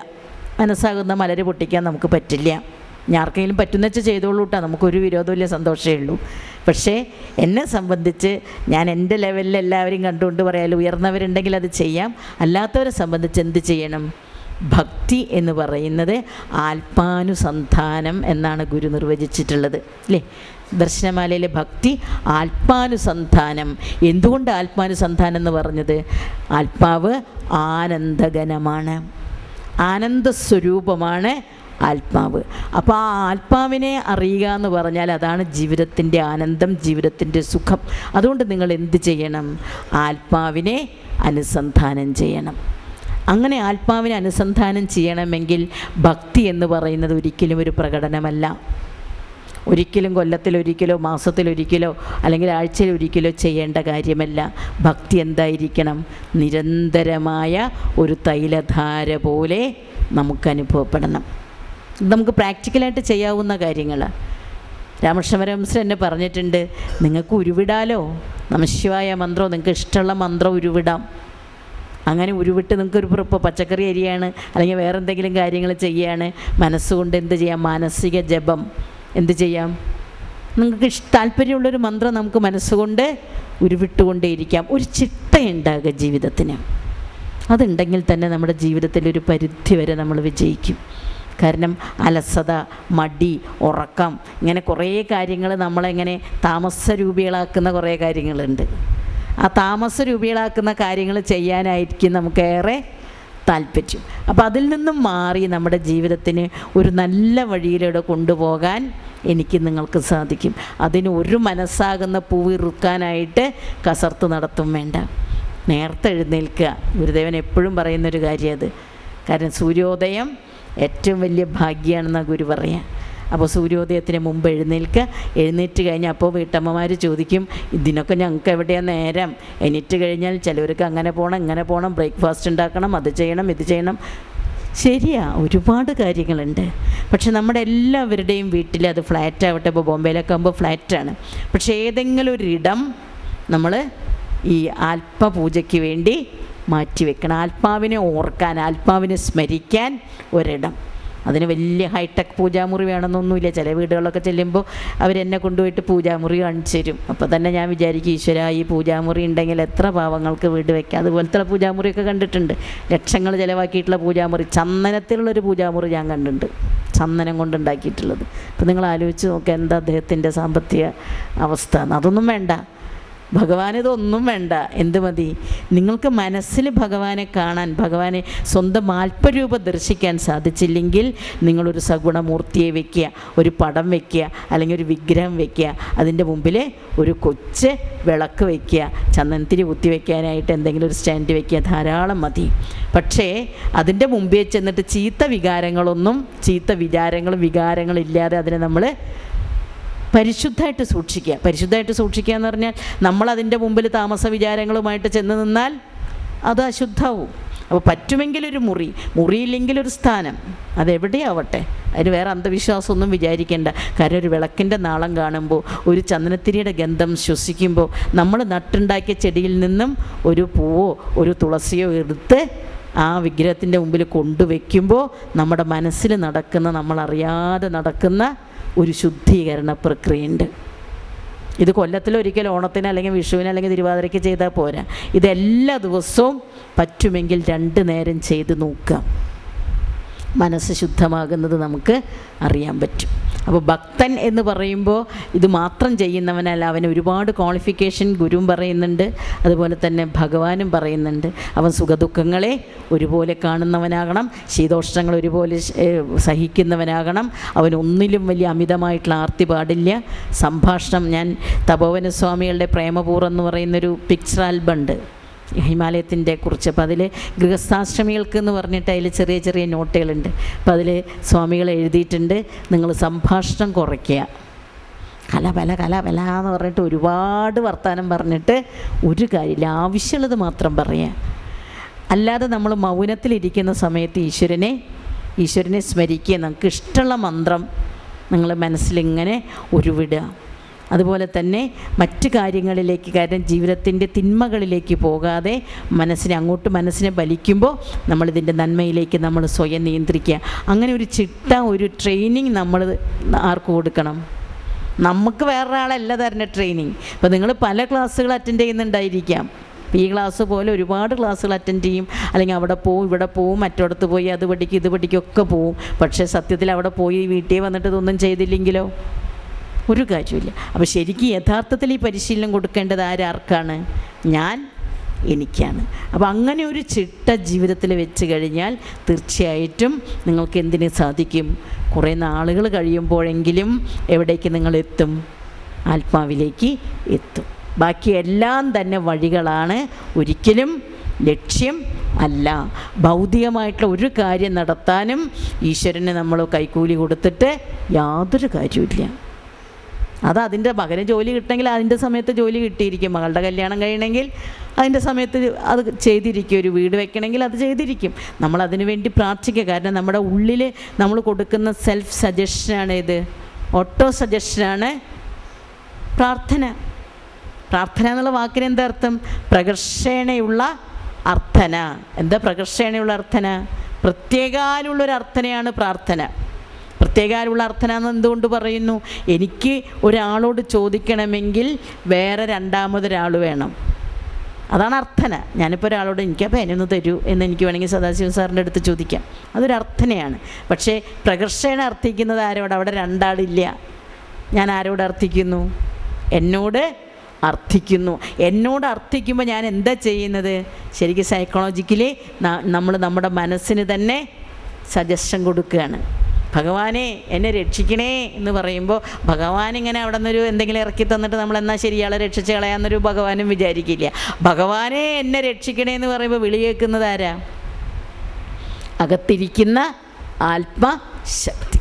ആ എനർജിയെ നമുക്ക് കോൺസെൻട്രേറ്റ് ചെയ്ത് ആ എനർജിയെ നമുക്കിങ്ങനെ ഈ ചാബല്യങ്ങളിലേക്കും അതുപോലെ ആഗ്രഹങ്ങളിലേക്കൊക്കെ ഇങ്ങനെ ചെതറിച്ച് കളയാതെ ആ എനർജി നമ്മൾ കോൺസെൻട്രേറ്റ് ചെയ്യാൻ ശ്രമിച്ചാൽ ഗുരു പറയുന്ന വിധം മനമലർ ഇറുത്ത് മഹേശനെ പൂജിക്കാതെ തന്നെ നമുക്ക് എവിടെ എത്താൻ പറ്റും? ഈ വനമലർ കൊയ്തോ മായാമനുവിരുട്ടും ഇരുന്നാലും നമുക്ക് എന്ത് മാറിക്കിട്ടും? മായ മാറിക്കിട്ടും. ഓക്കെ, മായ മാറുക നമുക്ക് വേണ്ടതല്ല, അത് കാര്യങ്ങൾ സാധിക്കുകയല്ല. ജീവിതമാകുമ്പോൾ എന്തൊക്കെ വേണമെന്ന് തിരുമൂലര തിരുമന്ദിരത്തിൽ പറയുമ്പോൾ നമുക്ക് അത്ഭുതം തോന്നും. നമ്മൾ അമ്മയുടെ ഗർഭപാത്രത്തിൽ ജനിക്കുന്ന നിമിഷം, ഉണ്ടാകുന്ന നിമിഷം നമ്മുടെ ജീവിതത്തിലേക്ക് വേണ്ട കാര്യങ്ങളൊക്കെ ചിപ്പായിട്ടിട്ടിട്ട് അങ്ങോട്ട് വരുന്നത്. ഇന്നതൊക്കെ സഹിക്കണം, ഇന്നതൊക്കെ അനുഭവിക്കണം, ഇന്നതൊക്കെ സമയത്തെ നടക്കൂ, ഇങ്ങനെയൊക്കെ ചാവണം. ഇതൊക്കെ ഒരു വിധിയുണ്ട്. അത് നമുക്ക് അങ്ങോട്ടും ഇങ്ങോട്ടും ഒരു നിമിഷം മാറ്റാനായിട്ട് പറ്റില്ല. പിന്നെ വരുന്നത് വരട്ടെ. പക്ഷെ എന്ത് വേണം? എന്ത് വന്നാലും എൻ്റെ എനർജി എനിക്ക് വേണം, ഈ കരുത്ത് വേണം. ആ കരുത്തിന് നമുക്ക് എന്ത് വേണം? ആത്മസ്വരൂപം തെളിയണം, മായ മാറണം. ഈ ചുറ്റുപാടുമുള്ളതൊക്കെ എന്നെ വട്ടം കറക്കുന്നതാണെന്ന് അറിഞ്ഞിട്ട് അതിൽ നിന്ന് മാറി നിൽക്കാൻ എനിക്ക് കഴിയണം. അപ്പോൾ ഈ ശ്ലോകം കൊണ്ട് ഗുരു ഉദ്ദേശിച്ചതൊക്കെയാണ്. അപ്പോൾ വെറുതെ മനമലർ കൊയ്ത് മനഹേശ പൂജ ചെയ്യുന്ന ചൊല്ലിയിട്ട് കാര്യമില്ല. ഈ പൂജാ സിസ്റ്റംസൊക്കെ മനസ്സിലാക്കുക. അതെന്തിനാണെന്ന് ഗുരു പറഞ്ഞത്, ലക്ഷ്യം എന്തിനാണ്? ആ ലക്ഷ്യം ആദ്യം മനസ്സിൽ അടിവരയിട്ട് വയ്ക്കുക. എന്തിനു വേണ്ടിയാ? മായ മാറാൻ. ഇനി ജഡമറിവിലറിവിന് ചിന്തയില്ല, അത് ഓതിടുകയുമില്ല. അറിവെന്നറിഞ്ഞ് സർവം വിടുകിൽ അവൻ വിശദാന്തരംഗനായി മേൽ ഉടലിൽ അമർന്ന് ഉഴലുന്നതില്ല നൂനം. ഗുരുവിന് അനുഭവമുള്ളതുകൊണ്ട് നല്ല എന്താ പറയുക, അങ്ങനെ കറക്റ്റായിട്ടാണ് പറഞ്ഞു. ഒരു സംശയവും ഗുരുവിനില്ല. നൂനം എന്ന് പറഞ്ഞാൽ എന്താ? തീർച്ചയായിട്ടും ഷുവർ, അതിലൊരു സംശയമില്ല. എന്താണ്? ജഡമറിവിയില്ല, ജഡത്തിനറിയാൻ കഴിയില്ല. നേരത്തെ പറഞ്ഞ കാര്യം തന്നെ. അറിവിന് ചിന്തയില്ല, അത് ഓതിടുകയുമില്ല. ജഡത്തിന് അറിവില്ല, എന്നാലോ യഥാർത്ഥ അറിവിന് എന്തില്ല? ചിന്തയില്ല. ചിന്തിക്കുന്നത് മുഴുവൻ ആരാ? ജഡമാണ്. ഗുരുവിൻ്റെ ജഡ ചിന്തനത്തിൽ അത് വായിച്ചു നോക്കുക. ഒരു കോടി ദിവാകരൊരുത്തുയരുമ്പടി എന്ന് പറഞ്ഞിട്ട് തുടങ്ങുന്ന ആ കീർത്തനത്തിൽ ഗുരു പറയുന്നുണ്ട്, ഈ മതി തൊട്ട് മണം തൊട്ട് അതെല്ലാം ഉണർന്ന് അളവോളമുള്ളത് ചിന്മയം, അതല്ലാത്തതൊക്കെ ക്ഷിതി തൊട്ടുള്ളതൊക്കെ അത് ജഡം. അപ്പോൾ അവിടെ നമുക്കൊരു സംശയം തോന്നി, ഇതൊക്കെ ചിന്മയം എന്ന് പറയുമ്പോൾ മതി തൊട്ടതെന്താ? പക്ഷെ അരുളോളവും ഉള്ളത്, ഈ മതിയെ ചിന്തിക്കാനും മനസ്സിനെ പുറത്തേക്ക് ഓടാനും ഇന്ദ്രിയങ്ങളെ പ്രവർത്തിക്കാനൊക്കെ എന്ത് വേണം? നമ്മുടെ ഉള്ളിൽ ഒരു അരുള് വേണം. ആ അരുള് ഉണർന്നിരുന്നാൽ മാത്രമേ ബുദ്ധിയും ചിത്തവും മനസ്സും ഇന്ദ്രിയവും കർമ്മേന്ദ്രിയവും ഒക്കെ നമ്മളിൽ പ്രവർത്തിക്കുള്ളൂ. അപ്പോൾ ആ ഒരു ജഡത്തിന് സ്വന്തമായിട്ട് അറിയാൻ സാധിക്കയില്ല. പക്ഷേ പിന്നെന്താ പറയുന്നത്? അറിവിനോ ചിന്തയില്ല. എന്തുകൊണ്ടാണ് അറിവിന് ചിന്തയില്ല? അറിവിനെന്ന് പറഞ്ഞാൽ നമ്മളീ പറയുന്ന മിയർ നോളജിനല്ല. ഈ പറയുന്ന അറിവിന് ആത്മജ്ഞാനത്തിന് എന്തില്ല? ചിന്തയില്ല. കാരണം ചിന്തിക്കണമെങ്കിൽ എന്ത് വേണം? രണ്ടാമത് ഒന്ന് വേണം. നേരത്തെ പറഞ്ഞ അതേ സ്റ്റെൻസിനെ ഗുരു ഇങ്ങനെ നമ്മളങ്ങനെ ആവർത്തിച്ച് പറഞ്ഞ് നമ്മുടെ മനസ്സിൽ ഉറപ്പിച്ച് തരും. നമ്മൾ വിചാരിക്കും ഈ ഒരേ ആശയം തന്നെ പിന്നെയും പറയണത്. നമ്മൾ ഗുരുവിൻ്റെ മുമ്പിൽ ചെറിയ ബാലന്മാരാ. അപ്പോൾ നമ്മൾ ഉരുവിട്ട് പഠിപ്പിക്കുന്ന പോലെ ഗുരു പഠിപ്പിക്കുക. ജഡമറിവിയില്ല, അറിവിന് ചിന്തയില്ല, അത് ഓതിടുകയുമില്ല. ചിന്തയുണ്ടെങ്കിൽ മാത്രമേ, ചിന്തയുടെ സെക്കൻഡറി ആക്ഷനാണ് ഇത് ഓതുക. നമ്മൾ പറയേണ്ട കാര്യം, ഇപ്പോൾ ഞാനിങ്ങനെ പറഞ്ഞുകൊണ്ടിരിക്കുന്നു, പക്ഷേ ഈ പറയേണ്ട കാര്യം എവിടെ നിന്നാണ് വരുന്നത്? എൻ്റെ ചിന്തയിലൂടെ കടന്നു വരുന്നത്. അപ്പോൾ ജഡമൊരിക്കലും ചിന്തയില്ല, അറിവിന് ചിന്തയില്ല, അത് ഓതിടുകയുമില്ല. അറിവ് എന്നറിഞ്ഞ് സർവം നമ്മൾ എന്ത് ചെയ്യണം? എല്ലാം വിടണം. വിടണം എന്ന് പറഞ്ഞാൽ ഉപേക്ഷിക്കണം. കാരണം ഈ സംസാര ജീവിതത്തിൽ നമ്മൾ അന്ധകരണത്തെ കൊണ്ടും ഇന്ദ്രിയങ്ങളെ കൊണ്ടും അറിയുന്നതൊന്നും സത്യത്തിൽ എന്തല്ല? അറിവ് അല്ല, പ്യുവർ നോളജ് അല്ല. മനസ്സിലായോ? അതൊക്കെ താൽക്കാലികമായിട്ട് ഈ ചിന്തയും പറച്ചിലും ഗവേഷണം അതൊക്കെ ഇങ്ങനെ ഇടയിലിരിക്കുന്ന കാര്യങ്ങളാണ്. യഥാർത്ഥത്തിലുള്ള അറിവല്ല എന്ന് വെച്ച് നമ്മൾ എന്ത് ചെയ്യണം? അത് വിടുകിൽ എന്ന് പറഞ്ഞാൽ അത് ചെയ്യണ്ടെന്നല്ല പറയുന്നത്. നമ്മുടെ ജീവിതത്തിൽ വരുന്നതൊക്കെ ചെയ്തോളുക. പക്ഷെ അത് വലിയ കാര്യമാണെന്ന് വിചാരിച്ചിട്ട് നമ്മൾ അതിനാവശ്യത്തിൽ കവിഞ്ഞ ഒരു ഗൗരവം അതിനൊന്നും കൊടുക്കേണ്ട. അതൊക്കെ മനസ്സുകൊണ്ട് ഉപേക്ഷിക്കുക. അങ്ങനെ വിടുകിൽ അവൻ വിശദാന്തരംഗനായി. അവൻ്റെ മനസ്സെങ്ങനെയായി തീരും? വിശദാന്തരംഗൻ, പരിശുദ്ധമായിട്ടുള്ള അന്തരംഗത്തോട് കൂടിയവൻ. കാരണം ഉള്ളിലുള്ള അറിവൊരു കണ്ണാടി പോലെയാണ്. ആ കണ്ണാടിയിലാണ് നമ്മുടെ ഭൗതികമായിട്ടുള്ള കർമ്മങ്ങളുടെയും മറ്റും കറ ചെന്ന് മാലിന്യം ചെന്ന് വീഴുന്നത്. ആ മാലിന്യം ചെന്ന് വീണാൽ ആ കണ്ണാടിക്ക് എന്തിന് കഴിയില്ല? പ്രതിബിംബത്തെ വളരെ വ്യക്തമാക്കാനായിട്ട് സാധിക്കില്ല. പ്രതിബിംബം തെളിയില്ല. ഇപ്പോൾ ഒരു കണ്ണാടിയിൽ കുറേ പൊടിയൊക്കെ പിടിച്ച് അഴുക്കൊക്കെ പിടിച്ചിരിക്കുന്ന ഒരു പഴയ കണ്ണാടി എടുത്ത് മുഖം നോക്കിയാൽ നമ്മുടെ മുഖം തെളിയോ? ഇല്ല. അപ്പോൾ അതിനെന്ത് വേണം? വിശദാന്തരംഗന്മാരായിട്ട് നമ്മൾ മാറണം. എന്നാൽ മാത്രമേ ഈ ആത്മസ്വരൂപം അതിൽ തെളിയൂ. ആ വിശദാന്തരംഗനായി അങ്ങനെയുള്ള ഒരാൾ എന്ത് ചെയ്യും? ഇനിമേലിൽ ഉടലിൽ അമർന്ന് ഉഴലുന്നതില്ല നൂനം. അങ്ങനെ അത് അറിഞ്ഞ ഒരു വ്യക്തിയെ സംബന്ധിച്ച് പിന്നെ അവൻ എവിടെ കിടന്ന് ഉഴലില്ല, വലയില്ല. ഉടലിൽ അമർന്ന്, ഉടലാണ് സത്യം. ദേഹോഹം എന്ന് കരുതി ദേഹത്തിന് വേണ്ട സുഖങ്ങളും സൗകര്യങ്ങളും മാത്രം കൊടുക്കാൻ വേണ്ടി കിടന്ന് ഉഴലില്ല. അപ്പോൾ ഇതിങ്ങനെ അറിഞ്ഞു പോയാൽ പോരാ. പിന്നെ ദേഹത്തിൻ്റെ സുഖത്തിന് വേണ്ടി ചെയ്തോളൂ. ആഹാരം കഴിക്കണം, നമുക്ക് ശുചിയായിട്ട് നടക്കണം, വസ്ത്രം ധരിക്കണം, നമുക്ക് താമസിക്കാനൊരു വീട് വേണം. ഇതൊക്കെ ദേഹത്തിൻ്റെ ആവശ്യങ്ങളാണ്. ഉണരണം, ഇനി ഉറങ്ങണം, ഭുജിച്ചിടണം, അശനം, പുണരേണം, ഇതൊക്കെ ദേഹത്തിൻ്റെ ആവശ്യങ്ങളാണ്. പക്ഷെ അതൊക്കെ ചെയ്യുമ്പോഴും അതിനു വേണ്ടി എന്ത് ചെയ്യരുത്? ഉഴലരുത്. അതിനു വേണ്ടി നമ്മൾ കിടന്ന് പാഞ്ഞ് നടക്കരുത്. എന്തുകൊണ്ടാണ് പാഞ്ഞ് നടക്കരുതെന്ന് ഗുരു പറയുന്നത്? ദേഹം സത്യമല്ല.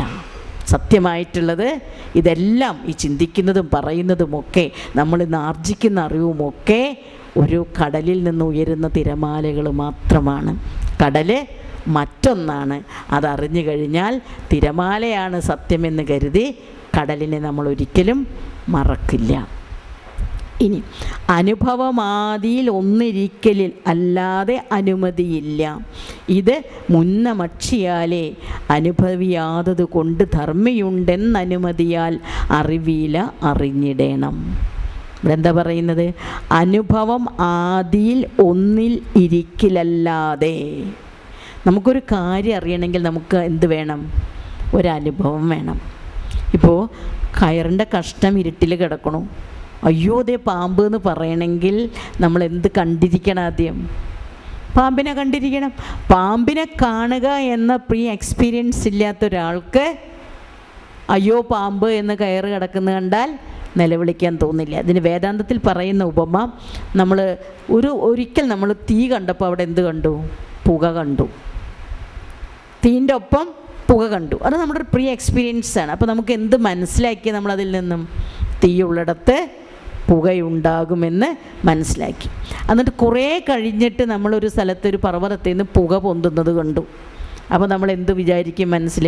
അയ്യോ അവിടെ എവിടെയോ തീ പിടിച്ചിട്ടുണ്ടല്ലോ. മനസ്സിലായോ? ഇതാണ് വേദാന്തത്തിൽ പറയുന്ന ഉപമ. അപ്പോൾ നമുക്കൊരു അനുഭവം ഉണ്ടെങ്കിൽ മാത്രമേ നമുക്കതിനെക്കുറിച്ച് അനുമാനിക്കാൻ പറ്റൂ. പുകയും തീയും ഒരിടത്ത് കണ്ട് അനുഭവിക്കുക മാത്രമേ പുക കാണുമ്പോൾ എന്തിനനുമാനിക്കാൻ പറ്റൂ? അവിടെ തീയുണ്ട് എന്ന് അനുമാനിക്കാൻ പറ്റൂ. അതുപോലെ അനുഭവം ആദിയിൽ ഒന്നിരിക്കലല്ലാതെ, അതല്ലാതെ അനുമതിയില്ല. അനുമതിയില്ല എന്ന് പറഞ്ഞാൽ, അനുമതി എന്ന് പറഞ്ഞാൽ എന്താ? അനുമാനം, ഊഹിക്കാൻ നമുക്ക് സാധിക്കുകയില്ല. മുന്നമക്ഷിയാലേ, മുൻപ് നമ്മൾ മുന്നക്ഷിയാൽ, അക്ഷി എന്ന് പറഞ്ഞാൽ ഇവിടെ കണ്ണ് എന്ന് പറഞ്ഞാൽ നേരിട്ട് നമുക്കതിൻ്റെ അനുഭവം ഉണ്ടായിരിക്കണം. അനുഭവിയാതത് കൊണ്ട്, അനുഭവമില്ലാത്തത് കൊണ്ട് ധർമ്മിയുണ്ട് എന്ന അനുമതിയാൽ അറിവീല അറിഞ്ഞിടണം. ഇതൊരു വലിയ തത്വമാണ്. ഇതൊക്കെ എന്ന് പറഞ്ഞാൽ ഇങ്ങനെ വരണ്ട ശുഷ്കമായിട്ടുള്ള അറിവുകളാണ്. നിങ്ങൾ ചിരിച്ചിരിക്കുക കാണുമ്പോൾ എനിക്ക് സന്തോഷം കൊണ്ട് സഹിക്കാൻ വയ്യേ എന്ന് പറയുന്ന മാതിരിയാണ്. കാരണം നിങ്ങൾക്കിത് ആസ്വദിക്കാൻ കഴിയുന്നുണ്ടല്ലോ, അനുഭവിക്കാൻ അല്ലെങ്കിൽ അറിയാൻ കഴിയുന്നുണ്ട് എന്നുള്ളതിൻ്റെ ഒരു തിളക്കം എല്ലാവരുടെയും മുഖത്തുണ്ട്. അപ്പോൾ എനിക്ക് അതിനേക്കാളേറെ എനിക്ക് ഗുരുവിനോട് നന്ദി പറയാൻ തോന്നുക. ഇത് ശരിക്കും ഈ വേദാന്തത്തിലൊക്കെ പറയുന്ന വലിയൊരു പ്രശ്നമാണത്. സത്യത്തിൽ നമ്മൾ ഈ ആത്മാവിനെ അനുഭവിക്കുന്നുണ്ടോ? സാധാരണ ജീവിതത്തിൽ ഇല്ല. ഒരിക്കലും അനുഭവിക്കാത്തൊരു സാധനം ഉണ്ട് എന്ന് പറഞ്ഞാൽ നിങ്ങൾക്കത് സ്വീകരിക്കാൻ പറ്റുമോ? ഇല്ല. ഇതാണ് ഗുരു പറയുന്നത്. കാരണം അഗ്നിയും പുകയും ഒരിടത്തൊരുമിച്ച് കണ്ടതുകൊണ്ട് നിങ്ങൾക്കൊരു അനുഭവമുണ്ടായി. അതിൽ നിന്നും നിങ്ങൾക്കൊരു ഊഹമുണ്ടായി. എന്താണ് ഊഹം? തീയുള്ളിടത്ത് പുകയുണ്ടാകും. ഇങ്ങനെ ഒരു അനുഭവം മുമ്പ് ഉണ്ടായില്ല എങ്കിൽ പുക കാണുമ്പോൾ നിങ്ങൾ എന്ത് വിചാരിക്കും? പോകാമെന്ന് മാത്രം വിചാരിക്കും. എന്ത് അറിയില്ല, നമ്മൾ അവിടെ അഗ്നിയുണ്ട് എന്ന് അറിയില്ല. അതുപോലെ ആത്മാവ് ആകുന്ന അഗ്നിയെ മുൻപ് കാണാത്തവന് ഈ പുകയാകുന്ന മായാമറ കാണുമ്പോൾ ഇതിനപ്പുറത്തൊരഗ്നിയുണ്ട് എന്ന് ഊഹിക്കാൻ ആവില്ല. ഇതാണ് ഗുരു പറയുന്നത്. നിരന്തരം തിരമാലകൾ പൊങ്ങി വരുന്നൊരു കടൽ സങ്കല്പിച്ച് നോക്കി. നമ്മൾ പിന്നെ തിരമാല വന്ന് മറഞ്ഞാൽ കുറച്ച് നേരമെങ്കിലും കടൽ കാണും, അപ്പോഴേക്കാണ് അടുത്തത് പൊങ്ങി വരിക. പക്ഷെ ഒരിക്കലും തിരമാല നിലയ്ക്കാത്തൊരു കടൽ മനസ്സിൽ സങ്കല്പിച്ചാൽ നിങ്ങൾ ആരെയാണ് കാണുന്നത്? തിരമാലയെ മാത്രം കാണും, കടൽ കാണില്ല. അതുപോലെയാണ് ഈ പ്രപഞ്ചം മുഴുവൻ മായയുടെ പ്രകടനങ്ങളാണ്. ഈ മായ എന്ന് പറയുന്നത് ഒരിക്കലും ബ്രഹ്മത്തിൽ നിന്നോ ആത്മാവിൽ നിന്നോ അന്യമായ ഒന്നല്ല. ഗുരു പറയുന്നില്ല ആഴിയും തിരയും കാറ്റും ആഴമെന്ന് പറയുന്നിടത്ത് ആഴിയും തിരയും ആഴിയെ മറച്ചുകൊണ്ട് ആ ജലത്തെ മർദ്ദമുപയോഗിച്ച് തിരമാലയാക്കലാണ് ആരുടെ ജോലി? കാറ്റിൻ്റെ ജോലി. അപ്പോൾ മായയ്ക്ക് 2 ഡ്യൂട്ടിയാണ് പറഞ്ഞിട്ടുള്ളത്. ആവരണം ചെയ്യുകയും ചെയ്യും, വിക്ഷേപിക്കുകയും ചെയ്യും. അപ്പോൾ യഥാർത്ഥത്തിലുള്ള സത്യസ്വരൂപത്തെ തീയിനെ ഇവിടെ മറച്ചു വെച്ചിരിക്കുക. നമ്മളാരും എന്ത് കണ്ടിട്ടില്ല? തീയിനെ കണ്ടിട്ടില്ല. നമ്മൾ കാണുന്നത് എന്താണ്? പുക മാത്രം. പക്ഷെ ആ പുകയുള്ളത് കൊണ്ട് അപ്പുറത്ത് തീയുണ്ട് എന്ന് നമുക്ക് പറയാൻ പറ്റുന്നില്ല. എന്തുകൊണ്ട്? നമ്മളാരും അതിനെ അനുഭവിച്ചിട്ടില്ല. ഈ ഒരു തത്വമാണ് ഗുരു പറയുന്നത്. അനുഭവിയാത്തത് കൊണ്ട് ധർമ്മിയുണ്ട്. ധർമ്മം എന്ന് വെച്ചാൽ എന്താ? ഒരു ശക്തിയുടെ അല്ലെങ്കിൽ ഒരു വ്യക്തിയുടെ പ്രവൃത്തികളുടെ റിസൾട്ടാണ് ധർമ്മം. ധർമ്മങ്ങൾ നമ്മൾ കാണുന്നുണ്ട്. എന്താ ധർമ്മങ്ങൾ? പഞ്ചഭൂതങ്ങളെ കാണുന്നുണ്ട്, അണ്ടകടാഹങ്ങൾ അതിൻ്റെ അപ്പുറത്തുണ്ട് നമ്മൾ ഊഹിക്കുന്നുണ്ട്, കടലുണ്ട്, പുഴയുണ്ട്, മരമുണ്ട്, ചരാചരങ്ങളുണ്ട്, നമ്മളുണ്ട്, ഒക്കെ ഉണ്ട്. ഇതെല്ലാം എന്താണ്? ധർമ്മം. പക്ഷേ ഈ ധർമ്മങ്ങളെയെല്ലാം, ഈ കർമ്മങ്ങളെയെല്ലാം ഇങ്ങനെ കാണിച്ച് നമ്മളെ മിരട്ടുന്ന ധർമ്മിയെ നമ്മളാരും കണ്ടിട്ടില്ല. ഏകദേശം എൻ്റെ അടുത്ത് എത്തിയോ? തനി തത്വമാണ്, വരട്ട് തത്വമാണിത്. നമ്മൾ പറയില്ലേ വരട്ട് തത്വം എന്നൊക്കെ എന്ന് പറഞ്ഞാൽ വരണ്ടിരിക്കുന്ന ശുഷ്കമായിട്ടുള്ള തത്വമാണ്. വേദാന്തത്തിൻ്റെ എന്താ പറയുക, അതിൻ്റെ റൂട്ടായിട്ടുള്ള കാര്യങ്ങളായി പറയുന്നത്. അനുഭവമില്ലാതെ നമുക്കൊന്നും ഊഹിക്കാൻ സാധ്യമല്ല. അപ്പോൾ ഈ ധർമ്മങ്ങൾ കാണുമ്പോൾ ധർമ്മിയെ അനുഭവിക്കാത്തവർക്ക് ഒരിക്കലും ധർമ്മിയെ അറിയാനായിട്ട് സാധിക്കയില്ല എന്ന് പറഞ്ഞാൽ എന്താ സംഭവം? ഇത് ഓതി കൊടുക്കുന്നത് ശ്രീനാരായണ ഗുരും രാമകൃഷ്ണ പരമഹംസനും രമണ മഹർഷിയും അരവിന്ദ മഹർഷിയും പിന്നെ വ്യാസനും വാൽമീകിയും ഒക്കെ കൂടിയിരിക്കുകയാണെങ്കിൽ ഇത് പറയേണ്ട കാര്യമില്ല. എന്താ കാരണം? അവർക്കൊക്കെ അനുഭവം ഉണ്ടായിട്ടുണ്ട്. അവർ പുക കണ്ടിട്ടുണ്ട്, തീയും കണ്ടിട്ടുണ്ട്. അപ്പോൾ അവർക്ക് എന്ത് മനസ്സിലാക്കിയിട്ടുണ്ട്? ഇതൊക്കെ വെറും പുകയാണ്, സത്യം തീ മാത്രമാണ് എന്ന് ആത്മജ്ഞാനികൾ മനസ്സിലാക്കിയിട്ടുണ്ട്. പക്ഷെ ഗുരു സംസാരിക്കുന്ന ആരോടാ? പുക മാത്രം കണ്ടവരോട്. ഇന്നും നമ്മൾ പുകയത്താ. നമ്മളാരും എന്ത് കണ്ടിട്ടില്ല?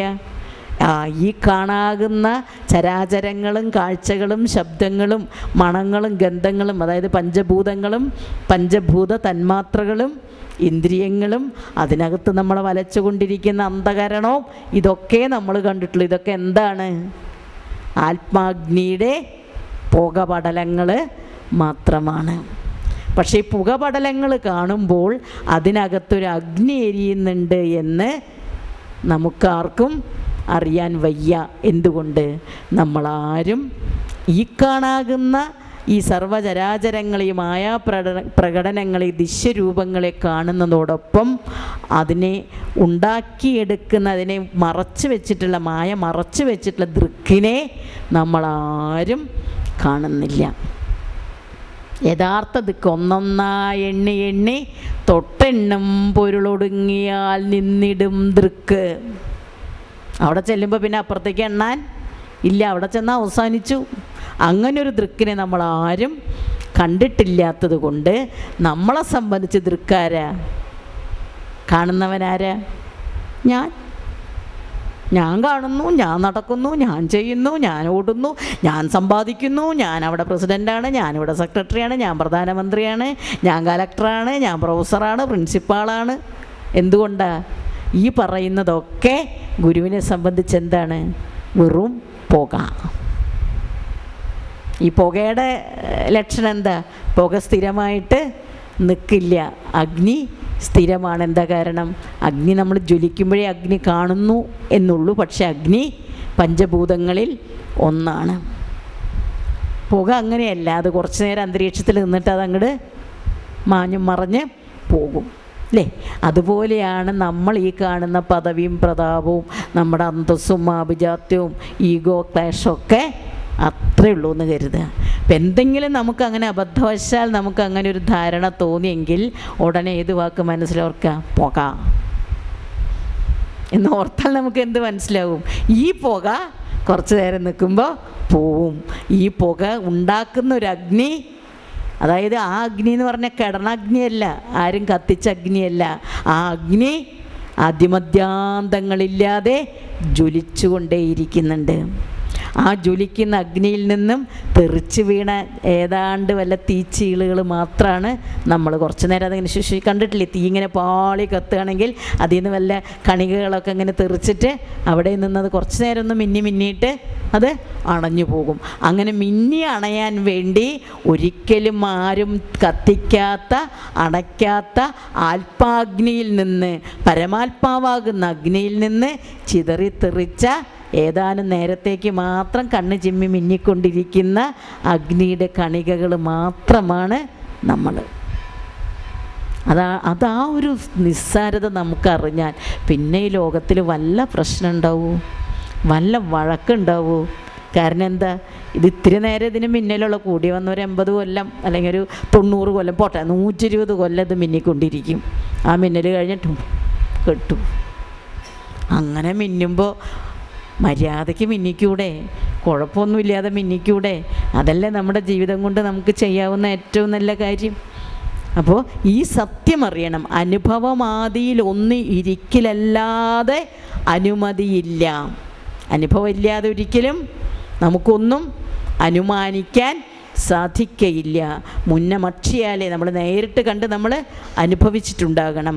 അനുഭവിയായതുകൊണ്ട് ധർമ്മിയുണ്ട് എന്ന അനുമതിയാൽ അറിവീല അറിഞ്ഞിടണം. അതായത് നമ്മൾ വിചാരിക്കും ഇപ്പോൾ ആത്മാവുണ്ടെന്ന് പറഞ്ഞു, എന്താ തെളിവ്? അപ്പോൾ ഗുരു പറയാണ് അതിനൊരു അനുഭവം കൊടുത്തിട്ട് ഇതാണ് ആത്മാവ് എന്ന് പറയാനായിട്ട് നമുക്ക് കഴിയില്ല. നമ്മളിപ്പോൾ കറണ്ട് കാണുന്നുണ്ട്, ഇപ്പോൾ ഈ ലൈറ്റ് കത്തുന്നുണ്ട്, മൈക്ക് പ്രവർത്തിക്കുന്നുണ്ട്. മൈക്ക് പ്രവർത്തിക്കുമ്പോൾ വിദ്യുച്ഛക്തി എന്തായിട്ട് മാറുന്നുണ്ട്? അത് ശബ്ദം, സൗണ്ട് എനർജി ആവുന്നുണ്ട്. ഒരു ബൾബിലേക്ക് ആ വിദ്യുച്ഛക്തി വരുമ്പോൾ അത് ലൈറ്റ് എനർജി ആയിട്ട് മാറുന്നുണ്ട്.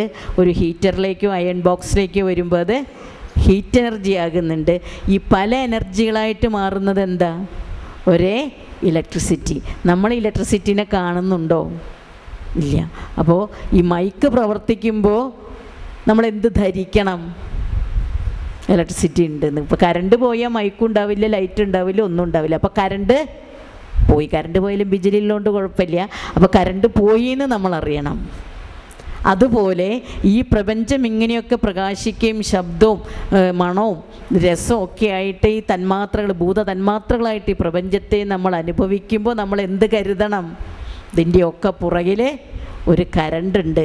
പക്ഷേ മറ്റ് കാര്യങ്ങൾ നമുക്ക് കാണിച്ചു കൊടുക്കുന്ന പോലെ ഈ കരണ്ടിനെ നമുക്ക് കാണിച്ചു കൊടുക്കാൻ പറ്റില്ല. പിന്നെ കരണ്ടിനെ അതിലിപ്പോൾ തൊട്ട് നോക്കട്ടെ എന്ന് പറഞ്ഞാൽ എന്നാൽ ശരി ഞാനതൊന്ന് തൊട്ട് നോക്കട്ടെ എന്ന് പറഞ്ഞാൽ തൊട്ടാൽ അപ്പടിക്കും ഇല്ലേ? ഇത് പിന്നെ തൊട്ടാൽ അടിക്കൊന്നുമില്ല, അങ്ങനെ നമുക്ക് പ്രത്യക്ഷത്തിൽ അറിയാൻ പറ്റില്ല. പക്ഷെ ഈ കാണാകുന്നതിൻ്റെ എല്ലാത്തിൻ്റെയും പുറകിൽ ഒരിക്കലും നശിക്കാത്ത ഈ ദേവകണം അല്ലേ, അങ്ങനെയാണല്ലോ ഇപ്പോൾ പേരിട്ടിട്ടുള്ളത്. നമ്മൾ അണുപരീക്ഷണം നടത്തില്ലേ, കണികാ പരീക്ഷണം.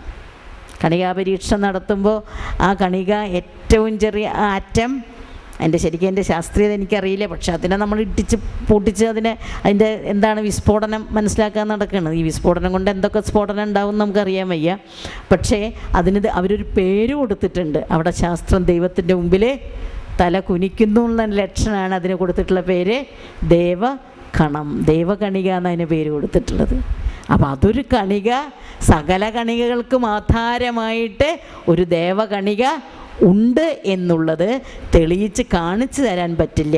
കാണിച്ചു തരാത്തത് കൊണ്ട് തെളിവില്ല എന്ന് നിങ്ങളാരും ധരിക്കരുത്. ഗുരു ഇങ്ങനെ പറയുന്നുണ്ട്, നിങ്ങൾ ധർമ്മിയെ മാത്രമേ കാണൂ, പക്ഷെ ആ ധർമ്മികളെ മുഴുവൻ കാണിച്ചു തരുന്ന ഏകധർമ്മത്തെ നിങ്ങൾ കാണുന്നില്ല എങ്കിലും അതില്ല എന്ന് നമുക്ക് പറയാൻ പറ്റില്ല. എന്താ കാരണം?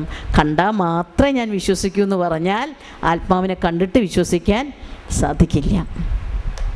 പിന്നെ വല്ല പ്രേതരൂപത്തിലൊക്കെ കാണണം അല്ലേ? അങ്ങനെയാണല്ലോ നമ്മുടെയൊക്കെ വിശ്വാസം. ആത്മാവ് പോയിട്ടുണ്ടെങ്കിൽ പെട്ടെന്നൊന്നും ഇവിടെ നിന്ന് പോവില്ല എന്ന് തന്നെയാണ് ശാസ്ത്രവും പറയണത്. പക്ഷെ അത് വീണ്ടും ഒരു രൂപത്തിൽ വരുമൊന്നുണ്ടാവില്ല, അതൊരു എനർജിയാണ്. ആ എനർജിയായിട്ട് ഇവിടെ നമുക്ക് രണ്ട് വിധം മരണമുണ്ട്. ഒന്ന് ഫിസിക്കൽ ഡെത്ത്, ഒന്ന് സ്പിരിച്വൽ ഡെത്ത് എന്ന് പറഞ്ഞല്ലേ. നമ്മുടെ ആത്മശക്തി, ആ ഊർജം ഈ ശരീരത്തിൽ നിന്ന് റിലീസ് ചെയ്ത് കഴിഞ്ഞാൽ സൂക്ഷ്മ ശരീരത്തോടു കൂടി അത് ഈ അന്തരീക്ഷത്തിൽ നിൽക്കും. അങ്ങനെ തന്നെയാണ് പറയുന്നത്. പേടിക്കൊന്നും വേണ്ട, അതിനൊന്നും ചെയ്യാൻ പറ്റില്ല. അത് കുറേ വയസ്സായിട്ട് നമ്മുടെ എനർജിയൊക്കെ ഫെയ്ഡ് ചെയ്ത് അതിൻ്റെ വോൾട്ടേജൊക്കെ കുറഞ്ഞതിന് ശേഷമാണ് അത് പുറത്തേക്ക് പോകുന്നതെങ്കിൽ കുറേ കഴിയുമ്പോൾ അത് അന്തരീക്ഷത്തിൽ നിന്ന് ലയിച്ചു പോകും. ശരിക്കും ടോട്ടൽ എനർജിയിലേക്ക് ലയിച്ചു പോകും. അല്ലെങ്കിൽ ചെറുപ്പക്കാർ കടും മരണമൊക്കെ മരിച്ചു കഴിഞ്ഞിട്ടുണ്ടെങ്കിൽ അത് ശരിക്കും പറഞ്ഞാൽ ജീവിച്ച് തീർന്നിട്ടില്ല. അപ്പോൾ അതിന് എനർജി വോൾട്ടേജ് കൂടും.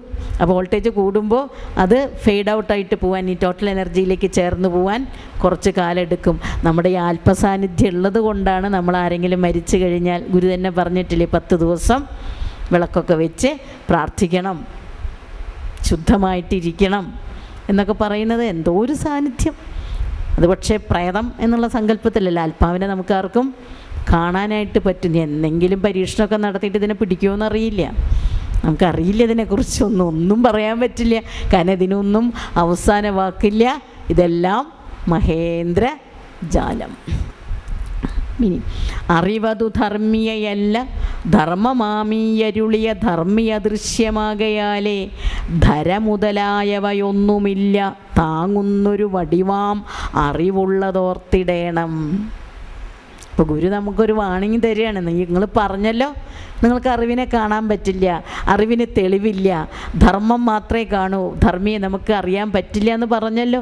പക്ഷെ സത്യത്തിൽ അറിവത് ധർമ്മിയയല്ല, ധർമ്മമാം ഈ അരുളിയ ധർമ്മി അദൃശ്യമാകയാലേ.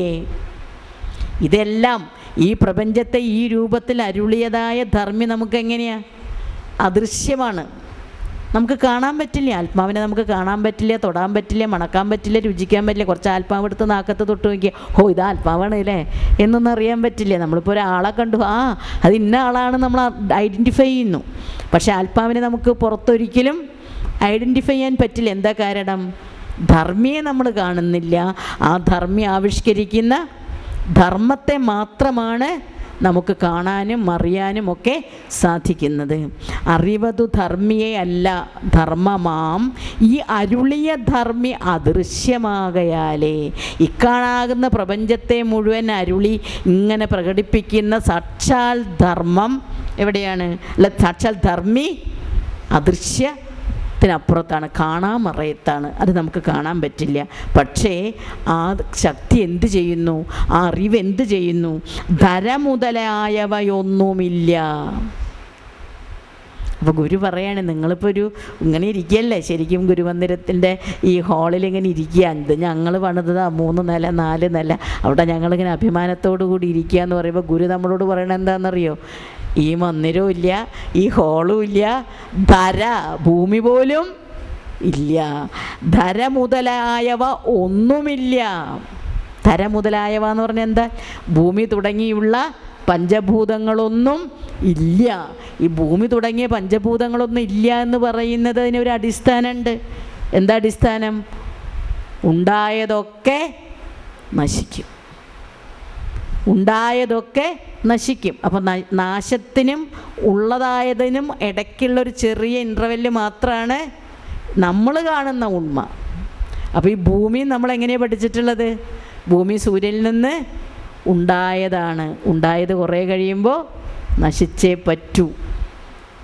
അങ്ങനെയാണെങ്കിൽ ധര മുതലായവ ഒന്നുമില്ല കുറേ കാലത്തേക്ക്. കാരണം കാലത്തിൻ്റെ പരിഗണന നേരത്തെ ഗുരു പറഞ്ഞില്ലേ, കാലം എന്ന് പറഞ്ഞാൽ നമ്മൾ 10,000 കൊല്ലെന്നോ 20,000 കൊല്ലെന്നോ അല്ലെങ്കിൽ ഇത്ര കോടി കൊല്ലെന്നോ പറയുന്നതല്ല. കാലം ഇങ്ങനെ എവിടെയും പോവാതെ തളം കെട്ടി കിടക്കുന്ന ഒന്നാ കാലം.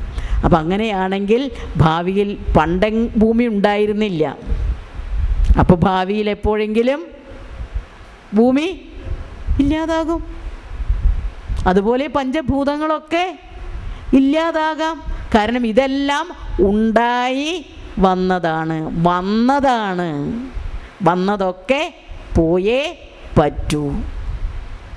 മനസ്സിലാകുന്നില്ലേ? നമ്മളിപ്പോൾ ഒരു ജോലിയിൽ ജോയിൻ ചെയ്താൽ ആ നിമിഷം നമ്മൾ ഒരു കാര്യം ഉറപ്പിക്കാം, എന്തെങ്കിലും റിട്ടയർ ചെയ്തേ പറ്റൂ. ജനിച്ചാൽ നമുക്കൊരു കാര്യം ഉറപ്പിക്കാം, എന്നെങ്കിലും മരിച്ചേ പറ്റൂ. ഉണ്ടായാൽ നമുക്കൊരു കാര്യം ഉറപ്പിക്കാം, എന്നെങ്കിലും ഇല്ലാതായേ പറ്റൂ. അങ്ങനെയാണെങ്കിൽ ഈ ഭൂമിയും ഉണ്ടായതാണ്. ഇപ്പം ബിഗ് ബാങ് തിയറി ആയാലും വേറെ ബിഗ് ക്രാഞ്ച് തിയറി ആയാലും ഏത് തിയറി ആയാലും സൂര്യനിൽ നിന്ന് പൊട്ടിത്തെറിച്ച് പണ്ടെങ്ങോ അടർന്നു വീണ ഒന്നാണ് ഈ ഭൂമി. അതുകൊണ്ട് നമ്മൾ ഇന്നും സൂര്യന് ചുറ്റും ഗതി കിട്ടാതെ കറങ്ങിക്കൊണ്ടേ നടക്കുകയാണ്. ഈ ഭൂമി ഇങ്ങനെ തിളച്ച് മറിയായിരുന്നു. ഇങ്ങനെ തിളച്ച് മറിയുന്ന ഭൂമി കുറേ കഴിഞ്ഞപ്പോൾ അത് ഉണങ്ങി ചുങ്ങി. ആ ചുങ്ങിയ ഭാഗത്ത് താഴ്ന്ന ഭാഗത്തൊക്കെ ജലം വന്ന് നിറഞ്ഞു, പൊങ്ങിയ ഭാഗങ്ങളൊക്കെ പർവ്വതങ്ങളായി. ഇങ്ങനെയൊക്കെ നമ്മൾ പഠിച്ചിട്ടുണ്ടല്ലോ ഭൂമിശാസ്ത്രത്തിൽ. അങ്ങനെയൊക്കെ ഉണ്ടായി വന്നതാണെങ്കിൽ ഇതെന്തെങ്കിലും ഇല്ലാതാകും, ഒരു സംശയവുമില്ല. ഇല്ലാതാവണ ലക്ഷണമൊക്കെ ഇപ്പോൾ കുറേശ്ശെ തുടങ്ങിയിട്ടുണ്ട് അവിടെ ഇവിടെയൊക്കെ. അങ്ങനെയാണല്ലോ. അതുകൊണ്ടാണല്ലോ നമ്മൾ ഭാഗവതത്തിലൊക്കെ ഓരോ യുഗം തോറും എന്തുണ്ടാകും? പ്രളയം ഉണ്ടാകും. പ്രളയത്തിൽ ഇതൊക്കെ ആണ്ടുപോകുമെന്ന് പറഞ്ഞത്. അപ്പോൾ കലിയുഗം തീരാൻ പോവുക. ഇത് തീരുമ്പോൾ എന്തായാലും ഒരു പ്രളയം ഉണ്ടാകും. ഈ പ്രളയം എന്ന് പറയുന്നത് ഹൈന്ദവമായിട്ടുള്ളൊരു സങ്കല്പം മാത്രമല്ല, ബൈബിളിലുണ്ട് പ്രളയം, ഇസ്ലാം മതത്തിലും പ്രളയമുണ്ട്. ഖയാമത്ത് നാൾ വരുന്നവരും അവരും സങ്കല്പിക്കുന്നുണ്ട് ഇതെല്ലാം ഇല്ലാതാകുന്ന ഒരു സമയം വരുന്ന. അങ്ങനെയാണെങ്കിൽ ഇന്ന് നമ്മൾ അധിവസിക്കുന്ന ഈ ഭൂമി പോലും സത്യത്തിൽ ഇല്ലാത്തതാണ്. എന്താ സത്യത്തിൽ ഇല്ലാത്തതെന്ന് പറയാൻ കാരണം, സത്യമായിട്ടും നിത്യമായിട്ടും ഉള്ളത് ഭൂതത്തിലും വർത്തമാനത്തിലും ഭാവിയിലും ഉള്ളതാണ്. സത്തായിട്ടുള്ളതിന് എന്തില്ല? ത്രികാലങ്ങൾ ബാധിക്കില്ല, ത്രിപുടി ബാധിക്കില്ല, ഇതൊന്നും ബാധിക്കില്ല. ത്രിപുടി മുടിഞ്ഞ് തെളിഞ്ഞിടുന്ന ദീപം എന്ന് ഗുരു പറയുന്നത് എന്താ? ത്രിപുടികളെല്ലാം ഇല്ലാതാകുമ്പോൾ മാത്രമേ നമുക്ക് ഈ പ്രപഞ്ചത്തെ ഇങ്ങനെ താങ്ങി നിർത്തുന്ന ഒരു അറിവിനെ നമുക്ക് അറിയാൻ പറ്റൂ. ത്രിപുടി മുടിയണം. അതുപോലെ ഈ ഭൂമിയും ഇല്ലാത്തതാണ്. ധര മുതലായവ ഒന്നുമില്ല. നിങ്ങളീ കാണുന്ന യാതൊന്നും ഇല്ല. താങ്ങുന്നൊരു വടിവാം അറിവ് ഉള്ളതോർത്തിടേണം. സത്യത്തിൽ ഇതിനെയൊക്കെ താങ്ങി നിർത്തുന്ന ഒന്ന് മാത്രമേയുള്ളൂ. അതാണ് നമ്മുടെ സയൻറ്റിസ്റ്റുകൾ എന്ന് പേരിട്ടുള്ള ദേവഗണം. ഒന്നു മാത്രമേ ഉള്ളൂ. ഈ ഭൂമി നശിച്ചു പോകാം, ഈ ആകാശം നശിച്ചു പോകാം, ഇതെല്ലാം നശിച്ചു പോകാം. പക്ഷേ ഈ അണ്ടകടാഹങ്ങളൊക്കെ കിടന്നു മറിയുന്നൊരു ചിതാകാശമുണ്ട്. ആ ആകാശത്തിന് താങ്ങായിട്ട് നിൽക്കുന്ന ഒരു ഈശ്വര സത്തയുണ്ട്, ഒരു പരമാത്മ സത്തയുണ്ട്. ആ സത്ത ഒരിക്കലും നശിക്കില്ല. ആകെയുള്ളത് ഇതിനെയെല്ലാം താങ്ങുന്ന എന്ന് പറഞ്ഞാൽ എന്താ? ഇതിനെല്ലാം അടിസ്ഥാനമായിരിക്കുന്ന ഒരു അറിവ് മാത്രമാണ് ഈ പ്രപഞ്ചത്തിൽ നിത്യമായിട്ടുള്ളത് എന്ന് നിങ്ങളറിയണം. നമുക്ക് സമാധാനമുണ്ട്, നമ്മൾ ആരും വിഷമിക്കേണ്ട. എന്താ കാരണം? നമ്മളൊക്കെ തന്നെയും ആ അറിവ് ആണ്. ആ പറയുന്ന ഈ അണ്ടകടാഹങ്ങൾക്കെല്ലാം ആധാരമായിട്ട് നിൽക്കുന്ന, എന്നാൽ സ്വയം ഒരു ആധാരത്തിൻ്റെ ആവശ്യമില്ലാതെ നിൽക്കുന്ന ആ അറിവ് തന്നെയാണ് ഞാനും നിങ്ങളും. അതുകൊണ്ട് ഭൂമി നശിച്ചാലും എന്ത് നശിച്ചാലും ഈ കാണുന്ന എല്ലാം തന്നെ അറിവിൻ്റെ സ്വരൂപമായിട്ട് മധ്യാന്തങ്ങളില്ലാതെ നിലനിൽക്കും. അപ്പോൾ ആരും ഭയപ്പെടേണ്ട. ഭൂമി നശിക്കാൻ പോകണമെന്ന് വിചാരിച്ചിട്ട് നമ്മളൊക്കെ ചാവുമെന്ന് വിചാരിക്കണം. സത്ത് പോവും. ഏത് സത്ത് പോവും? ഉള്ളിലുള്ള സത്ത് പോവും. ആ സത്ത് എവിടെ ചെന്ന് ചേരും? പരമമായ സത്തിൽ ചെന്ന് ചേരും. ആ പരമമായ സത്ത് തന്നെയാണ് ഗീതാസുരാജ് എന്ന് പറയുന്ന സത്തും ഇവിടെ ഇരിക്കുന്ന ഓരോരുത്തരാകുന്ന സത്തും ഈ പ്രപഞ്ചത്തിലുള്ള ജീവജാലങ്ങളാകുന്ന സത്തും സസ്യങ്ങളാകുന്ന സത്തും അതൊന്നുമല്ല. ഈ പ്രപഞ്ചത്തിലെ സർവഭൂതങ്ങളുമാകുന്ന സത്തും അതൊന്നു മാത്രമാണ്. സത്യത്തിൽ ഇതൊന്നും തന്നെയില്ല. ധര മുതലായവ ഒന്നുമില്ല, താങ്ങുന്നൊരു വടിവാം അറിവുള്ളത് ഓർത്തിടണം. താങ്ങുന്നൊരു വടിവായിട്ട് ഉള്ളതെന്താണ്? ബാക്കിയൊന്നുമില്ല. ഉള്ളതെന്താണ്? അടിയിടുന്ന ആദിമ സത്ത. എന്താണ് അങ്ങോട്ട് തിരിയുന്നില്ലേ? ഒരു ടീച്ചറുടെ സംശയമാണ്. 34 കൊല്ലം പിള്ളേരെ പഠിപ്പിക്കുമ്പോഴേ ഇതിങ്ങനെ പറഞ്ഞില്ലെങ്കിൽ, ഞാൻ കഴിഞ്ഞ ദിവസം പറഞ്ഞില്ല, ഒരു വിഷമമാണ്, ഞാൻ തന്നെയാണോ പോകണമെന്നൊരു തോന്നൽ. അപ്പോൾ അടിയിടും ആദിമ സത്ത, ഇതിനെല്ലാറ്റിനെയും അടിസ്ഥാനമായിരിക്കുന്ന ആദിമ സത്ത മാത്രമാണ് വടിവുള്ളത്.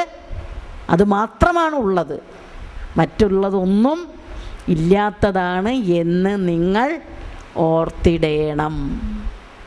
അല്ലാതെ നമ്മൾ വിചാരിക്കില്ല അവനെ ഞാൻ ഇല്ലാണ്ടാക്കും, ഇവനെ ഇല്ലാണ്ടാക്കും, മറ്റേത് ഇല്ലാണ്ടാക്കും, അത് ഞാനെങ്ങനെ കാണിക്കാമെന്നൊക്കെ പറയില്ലേ. സത്യത്തിൽ അതൊന്നും നടക്കില്ല. ഈ മറ്റതൊക്കെ ഇല്ലാതാക്കാൻ നടക്കുന്ന നിങ്ങളും ഇല്ലാണ്ടാവും.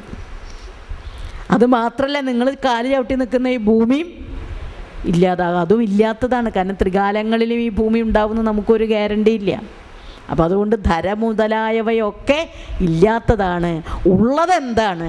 ഇതിനെയെല്ലാം താങ്ങി നിർത്തുന്ന അറിവാകുന്ന ഒരു വടിവ്.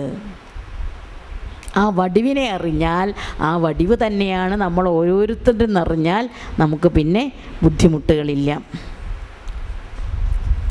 അറിവു നിജസ്ഥിതിയിങ്ങറിഞ്ഞിടാനായി ധരമുതലായ വിഭൂതിയായി താനെ മറിയും അവസ്ഥയിലേറി മാറി വട്ടം തിരിയും അലാത സമം തിരിഞ്ഞിടുന്നു. ഈ ഗുരു ഒരു കാര്യം പറഞ്ഞത് നമുക്ക് മനസ്സിലായോ എന്ന് ഗുരുവിന് അങ്ങോട്ടൊരു ബോധ്യം വരണ്ടേ? ഗുരു എന്ന് പറഞ്ഞാൽ അങ്ങനെയാണല്ലോ. എന്തിനാ ഗുരു? ഞങ്ങൾ ഈ പ്രൊഫസേഴ്സ് ലെക്ചറേഴ്സ് ഉള്ള പോലെയല്ല ഗുരു. രണ്ടും തമ്മിൽ ഒരുപാട് വ്യത്യാസമുണ്ട്. ഞങ്ങൾ ലെക്ചറടിക്കാരാ, വാചകടിച്ചിട്ട് ഭാരിച്ച ശമ്പളം വാങ്ങുന്നവരാണ്. പക്ഷെ ഗുരു എന്ന് പറഞ്ഞാൽ ആരാ? ഗുരുവിന് UGC ഇല്ല. ഗുരു എന്താ? ഇരുട്ടിൽ വെളിച്ചമായിരിക്കുന്നവനാണ് ഗുരു. നമ്മൾ ഇവിടെ ബ്രഹ്മാനന്ദം പരമസുഗതം കേവലം ജ്ഞാനമൂർത്തി എന്നൊക്കെ പറഞ്ഞിട്ട് ചൊല്ലുന്നില്ല, അതാ ഗുരു. അപ്പോൾ ആ ഗുരുവിന് എന്ത് വേണം? നമ്മുടെ ഉള്ളിലേക്ക് വെളിച്ചമായിട്ട് ഭവിക്കണം. അതുവരേക്ക് ആവർത്തിച്ച് പറഞ്ഞുകൊണ്ടേയിരിക്കുക. അപ്പോൾ ഗുരു പറയുന്നു, അറിവ് നിജസ്ഥിതി ഇങ്ങ് അറിഞ്ഞിടാനായി. നിങ്ങൾക്കിപ്പോൾ മനസ്സിലായോ? ഭൂമി ഇല്ല എന്നൊക്കെ പറഞ്ഞു, പക്ഷേ പിന്നെ എന്നിട്ട് ഭൂമി കാണുന്നുണ്ട്, ആകാശം കാണുന്നുണ്ട്, ജലം കാണുന്നുണ്ട്, അല്ലേ? വായു കാണുന്നില്ലെങ്കിലും വായു അറിയുന്നുണ്ട്, അഗ്നി അറിയുന്നുണ്ട്. അപ്പോൾ പിന്നെ എന്തെന്നാ ഗുരു പറഞ്ഞ ഇല്ല എന്ന് ഞങ്ങളോട് നുണ പറഞ്ഞതല്ലേ എന്ന് ചോദിക്കരുത്. അപ്പം അതിന് ഗുരു പറയാണ്, അറിവ് എന്ത് ചെയ്യുന്നു? നിജസ്ഥിതി ഇങ്ങ് അറിഞ്ഞിടാനായി. അറിവിന് അതിൻ്റെ സ്വന്തം രൂപം കാണാൻ വേണ്ടി അതെന്ത് ചെയ്യും? നിജമായിട്ടുള്ള സ്ഥിതി, അതിൻ്റെ ഉണ്മ അതറിയാൻ വേണ്ടി ധരമുതലായ വിഭൂതിയായി. ഇക്കാണുന്ന ഭൂമി തുടങ്ങിയ ഭൂമിയൊക്കെ എന്താണ്? അറിവിൻ്റെ വിഭൂതി. വിഭൂതി എന്ന് വെച്ചാൽ എന്താ? ആഭരണം. അതല്ലെങ്കിൽ നമ്മൾ വിഭൂതി അണിയുക, ഭസ്മം അണിയുക, കുറി അണിയുക, അതൊക്കെ വിഭൂതികളാണ്. അപ്പോൾ അറിവ് എന്ന് പറയുന്ന ആദിമധ്യാന്തങ്ങളില്ലാത്ത, ത്രികാലങ്ങളില്ലാത്ത, ത്രിപുടിയില്ലാത്ത ആ ശക്തി എന്താ ചെയ്യുന്നത്? സ്വയം ആവിഷ്കരിക്കാൻ വേണ്ടി ധര മുതലായ ഭൂമി തുടങ്ങിയ വിഭൂതിയായിട്ട് താനേ മറിയും. സത്യത്തിൽ ഇതെന്താ ചെയ്യുന്നത്? ബ്രഹ്മത്തിനൊരിക്കലും സ്വയമേവ ആവിഷ്കരിക്കാനായിട്ട് കെൽപ്പില്ല, അല്ലേ? ബ്രഹ്മത്തിന് സ്വയമേവ ആവിഷ്കരിക്കാൻ പറ്റില്ല. ബ്രഹ്മം എങ്ങനെ ആവിഷ്കരിക്കുന്നു എന്നാണ് നമ്മുടെ അദ്വൈത സിദ്ധാന്തികളൊക്കെ അതിനൊരു തിയറി കൽപ്പിച്ചു വെച്ചിട്ടുള്ളത്. മായയുടെ സഹായം കൊണ്ട്.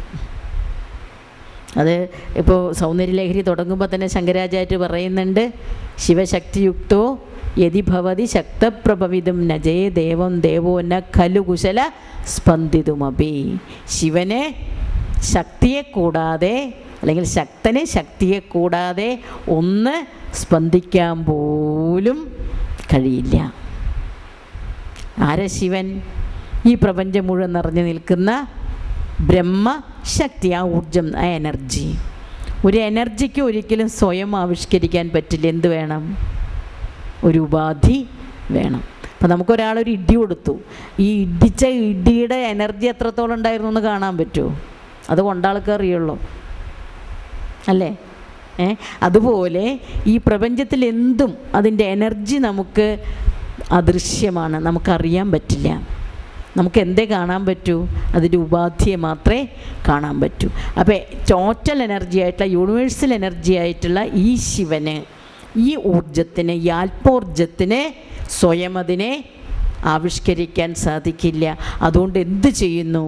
അത് ആ യഥാർത്ഥത്തിലുള്ള ശക്തിയെ മറച്ചുകൊണ്ട് അതിലെ സ്പന്ദവിശേഷങ്ങളോടെ തന്നെ മായ അതിനെ മറ്റൊന്നായിട്ട് വിക്ഷേപിക്കുന്നു. ഗുരുവിൻ്റെ ദർശനമാലയിലൊക്കെ ഗുരു അത് വളരെ ഭംഗിയായിട്ടത് കൊണ്ടുവരുന്നുണ്ട്.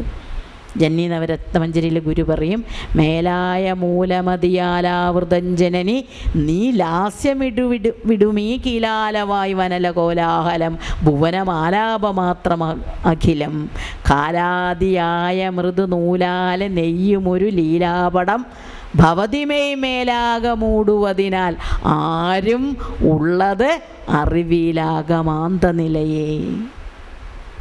ഈ കാര്യം അവിടെ പറയുന്ന മേലായ മൂലം, ആ മേലായ മൂലമതി. മൂലം എന്ന് വെച്ചാൽ അടിസ്ഥാനം. മൂലമതി എന്ന് വെച്ചാലോ ഇതെല്ലാം ഉണ്ടാകാനുള്ള ആധാരമായ ഒരു ശക്തി, അതിനെ ആവരണം ചെയ്തുകൊണ്ട് കീലാലവായു അനല കോലാഹലം, ഈ പഞ്ചഭൂതങ്ങളാകുന്ന കോലാഹലത്തോടുകൂടി ഈ പ്രപഞ്ചത്തെ ഉണ്ടാക്കി തീർക്കുന്നത് ആരാ? അമ്മയാണ്, പ്രകൃതിയാണ്, ശക്തിയാണ്. ആ ശക്തിയില്ലെങ്കിൽ ഇതൊന്നുമില്ല. എന്നിട്ട് ആ ശക്തി എന്ത് ചെയ്യുന്നു? കാലാദിയായ മൃദുനൂലാല നെയ്യുമൊരു ലീലാപടം. നമ്മൾ ഗുരുവിനെ പ്രണമിച്ചു പോകുക, എപ്പോഴാ ആ വാക്കുകൾ വന്ന് നിരക്കൽ കണ്ടോ? കാലാദിയായ, ദേശകാലങ്ങളാകുന്ന നൂലുകൊണ്ട് നെയ്ത ഒരു ലീലാപടം അമ്മ എന്ത് ചെയ്യുന്നു? മേലാകെ മൂടിയിരിക്കുന്നത് കൊണ്ട് ആരും ഉള്ളത് അറിവില്ല. അപ്പോൾ ഈ കാണുന്നതൊക്കെ എന്താണ്? അമ്മയുടെ ഒരു കളിപ്പീര. ഏതമ്മയുടെ? വിദ്യയും അവിദ്യയും ചേർന്ന മായാസ്വരൂപിണിയായിട്ടുള്ള അമ്മയെ നമ്മളെ കളിപ്പിക്കുന്നതാണ് കാലദേശങ്ങളാകുന്ന ഒരു മൂടുപടം കൊണ്ട് സ്വയം ആവരണം ചെയ്തിട്ട് നമ്മളെ കളിപ്പിക്കുക. എപ്പോഴാണോ ഈ ലീലാപടം പ്രകൃതിക്ക് മാറ്റാൻ തോന്നുന്നത്, അപ്പം എന്തില്ല? ധര മുതലായവ ഒന്നും ഇല്ല. കുറച്ച് വീട്ടിൽ ചെന്നിട്ട് തന്നെത്താനൊന്നും വായിച്ചിട്ടേ, ഇന്ന് ടി വി ഒന്നും വെക്കേണ്ട, ചെന്നിട്ട് സീരിയലൊന്നും കാണണ്ട, ഇതിങ്ങനെ ആലോചിക്കുക. അങ്ങനെ ആലോചിക്കുമ്പോൾ തന്നെ തെളിഞ്ഞു വരും. തന്നെ തെളിയേണ്ടത്, അത് തെളിയിക്കേണ്ട ഒരറിവ് അല്ല. ഒരിക്കലിത് തെളിയിച്ചു തരാൻ പറ്റില്ല. ഇത് തെളിയിക്കേണ്ടത് ആരുടെ ബാധ്യതയാണ്?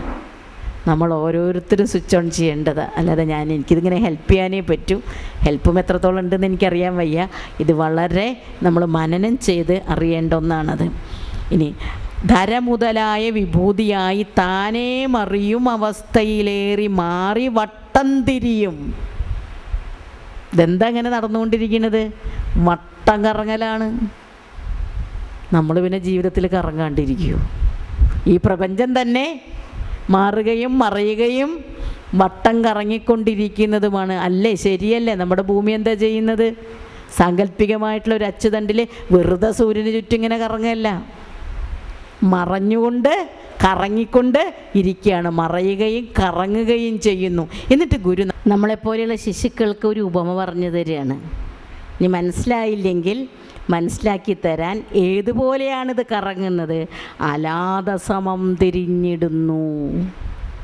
അലാത സമം. എന്താ അലാതെന്ന് പറഞ്ഞാൽ തീയിൽ നമ്മളൊരു തീൻ്റെ ബിന്ദു എടുത്തിട്ട് ഇങ്ങനെ കറക്കി കഴിഞ്ഞാൽ ഒന്ന് വീട്ടിൽ ചെന്ന് ചെയ്ത് നോക്കുക. ഒരു ഇർക്കിളി എടുത്തിട്ട് ആ ഇർക്കിളി നമ്മളൊക്കെ ചെറുപ്പത്തിൽ കളിച്ചിട്ടുള്ളതാണ്. ഇപ്പോഴത്തെ പിള്ളേർക്ക് അങ്ങനെയുള്ള കളിയൊന്നുമില്ല. നമ്മളൊക്കെ ഇതിങ്ങനെ കറക്കി കളിക്കുകയും അമ്മയുടെ കയ്യിൽ നിന്ന് തല്ല് കിട്ടുകയൊക്കെ ചെയ്തിട്ടുണ്ട്. അപ്പോൾ അടുപ്പിൽ നമ്മൾ ഇർക്കിളി ഇങ്ങനെ കാണിക്കുക. അപ്പോൾ ഇർക്കിളിയുടെ അറ്റം കത്തുമ്പോൾ അത് കിടത്തുമ്പോൾ ഒരു അഗ്നി ബിന്ദു ഉണ്ടാവും. എന്നിട്ട് ഇരുട്ടത്ത് വന്നിട്ട് അതിങ്ങനെ കറക്കുമ്പോൾ നമുക്ക് എന്ത് തോന്നും? ഒരു വലയം. അതിന് പറയുന്ന പേരാണ് അലാത വലയം. അതായത് ഒരു അഗ്നിബിന്ദു തന്നെ നമുക്ക് എന്തായിട്ട് തോന്നും? ഒരു വലയമായിട്ടൊരു വളയമായിട്ട് തോന്നും. സത്യത്തിൽ അവിടെ എന്തേ ഉള്ളൂ? വളയമുണ്ടോ? ഇല്ല. ഉള്ളതെന്താ? ഒരു ബിന്ദു. പിന്നെ ആ വലയം തോന്നുന്നതോ അതൊരു ഭ്രമം. അതിങ്ങനെ സ്പീഡിൽ കറക്കും തോറും ആ വലയം സ്പീഡിൽ കറങ്ങുന്നതായിട്ട് നമുക്ക് തോന്നും. ഇപ്പോൾ പലരും നമുക്കിപ്പോൾ ഫാൻ നല്ല സ്പീഡിൽ കറങ്ങുകയാണെങ്കിൽ നമുക്ക് അതിൻ്റെ ലീവ്സ് കാണാൻ പറ്റില്ല. ഇങ്ങനെ കറങ്ങുകയാണെങ്കിൽ അതേ കാണാൻ പറ്റുള്ളൂ. ഇപ്പോൾ സിനിമ നമ്മൾ കാണുന്നുണ്ട്. സത്യത്തിൽ എന്താ അത് സംഭവിക്കുന്നത്? അതിലുള്ള ഇപ്പോൾ ഒരു ക്യാമറാമാനൊക്കെ അവർക്കൊക്കെ അറിയാൻ പറ്റുമായിരിക്കും. അതിങ്ങനെ വേഗത്തിൽ ചലിക്കുന്നത് കൊണ്ടാണ് നമുക്കൊരാൾ ഓടുന്നതും ചാടുന്നതും മൂവ് ചെയ്യുന്നതൊക്കെ അറിയാൻ പറ്റുന്നത്. സത്യത്തിൽ അങ്ങനെ സംഭവിക്കുന്നില്ല. അപ്പോൾ ആ വിധത്തിൽ ഇവിടെ ഈ പ്രപഞ്ചം ഇങ്ങനെ കറങ്ങി മറഞ്ഞുകൊണ്ടിരിക്കുന്നത് ഏതുപോലെയാണ്? അലാത വലയം പോലെ. സത്യത്തിൽ ഒരു അഗ്നിബിന്ദു മാത്രം ചലിക്കുമ്പോൾ ഒരു വലയമായിട്ട് തോന്നുന്നത് പോലെയാണ് ഒരേയൊരറിവ് ആകാശമായും വായുവായും പിന്നെ അഗ്നിയായും ജലമായും ഭൂമിയായും നമുക്ക് അനുഭവപ്പെടുന്നത്. സത്യത്തിൽ എന്തേ ഉള്ളൂ? ഈ കറങ്ങലും ഈ മാസവും ഈ ആഴ്ചയും ഈ വർഷവും ഈ നൂറ്റാണ്ടും ഒന്നും സത്യത്തിൽ ഇല്ല. ഉള്ളതെന്തു മാത്രം? അറിവിൻ്റെ ഒരു കണം. ഇപ്പോൾ കണ്ടുപിടിക്കാൻ പോണില്ലേ? ദേവകണം. ആ ഒരു കണം മാത്രമാണ് സത്യം. അത് കുട്ടികൾ ഒരു തീക്കൊള്ളി എടുത്ത് ചുഴറ്റി ഒരു വലയം സൃഷ്ടിച്ച് കളിക്കുന്നത് പോലെ ആരാ കളിക്കുന്നത്? ആരാ നമ്മളെ കളിപ്പിക്കുന്നത്? മായ കളിപ്പിക്കുന്നു. ഇല്ലാതെ മായയിടും ഉല്ലാസം എന്ന ഗുരു പറഞ്ഞിട്ടില്ല. മായ സത്യത്തിൽ ഇല്ലാത്തതാണെന്ന് പറഞ്ഞാൽ മായ ഇല്ലാത്തതാണോ അതോ ഈ വലയം ഇല്ലാത്തതാണോ? സത്യത്തിൽ മായ എന്ന് പറയുന്നത് എന്ത് തന്നെയാണ്? ബ്രഹ്മത്തിൽ നിന്ന് സ്പന്ദിച്ച് ഉയരുന്ന ഒരു ശക്തിയാണ്. അപ്പം ബ്രഹ്മത്തിൽ നിന്ന് വ്യത്യസ്തമായിട്ടുള്ള ഒന്നല്ല മായ. പക്ഷേ മായ സ്പന്ദിച്ചുയരുന്നത് കൊണ്ട് നമുക്കെന്ത് കാണാൻ പറ്റുന്നില്ല? ബ്രഹ്മത്തെ അറിയാൻ പറ്റുന്നില്ല. ഈശാവാസ്യത്തിൽ പറയുന്നില്ലേ? ഹിരൺമയേന പാത്രേന, ഒരു സ്വർണ്ണപാത്രം കൊണ്ട് സത്യത്തെ മൂടി വച്ചിരിക്കുന്നു. ഈ മായ മൂടി വച്ചിരിക്കുകയാണ്. മായ മൂടി വയ്ക്കുക മാത്രമല്ല ചെയ്യുന്നത്, അവൾ എന്ത് ചെയ്യും? നമ്മളെ വേറെ പലതും കാണിച്ച് കുഞ്ഞുങ്ങളെ കളിപ്പിക്കണ മാതിരി കളിപ്പിച്ചു കൊണ്ടേയിരിക്കും. അപ്പോൾ ശരിക്കും പറഞ്ഞാൽ നമുക്ക് 50-60 വയസ്സ് 70 വയസ്സായിട്ട് കാര്യമില്ല. ഇപ്പോഴും ഈ പ്രകൃതിയുടെ മുന്നിൽ നമ്മൾ ആരാ? അവൾ കാണിക്കുന്ന കളിപ്പാട്ടൊക്കെ കണ്ടിട്ട് ചെറുപ്പത്തിൽ നമ്മൾ കിളിക്കാമ്പട്ടിയും പാവയൊക്കെ വേണമെന്ന് പറയും. വലുതാകുമ്പോൾ നമ്മൾ അതുപോലെയുള്ള മറ്റ് വസ്തുക്കൾ വേണമെന്ന് പറയും. ഇതൊക്കെ കാണിച്ച് നമ്മളങ്ങനെ കളിപ്പിച്ച് വട്ടം കറക്കുന്ന ആ കള്ളീനെ പിടിച്ചാൽ, അവളെ അങ്ങോട്ട് മാറ്റി നിർത്തിയാൽ നമുക്ക് എന്ത് കാണാൻ പറ്റും? എന്തറിയാൻ പറ്റും? എല്ലാറ്റിനും വടിവായി നിൽക്കുന്ന, താങ്ങായി നിൽക്കുന്ന അറിവിനെ നമുക്ക് അറിയാൻ പറ്റും. ഇനി അരനൊടിയാതിയരാളിയാർന്നിടും തേരുരുളതിലേറി ഉരുണ്ടിടുന്നു ലോകം, അറിവിൽ അനാദിയായി നടന്നിടും തൻ തിരുവിളയാടൽ ഇത് എന്ന് അറിഞ്ഞിടേണം. എന്താ പറഞ്ഞ്? അരനൊടി എന്ന് പറഞ്ഞ നൊടി നിമിഷം. അരനിമിഷമാകുന്ന അരാളി എന്ന് വെച്ചാൽ ആരക്കാലുകളുടെ ആളി എന്ന് വെച്ചാൽ കൂട്ടം. ആരക്കാലുകൾ എന്ന് പറഞ്ഞാൽ എന്താ? ഒരു ചക്രം കറങ്ങുമ്പോൾ ആ ചക്രത്തിന് ഇങ്ങനെ എന്താ പറയുക, പുറത്തുള്ള ആ സർക്കിളിനോട് കൂടി അച്ചുതണ്ടിനോട് ചേർക്കുന്ന ചെറിയ ചെറിയ വടികളുണ്ടാവും. അതിനെയാണ് ആരക്കാലെന്ന് പറയുക.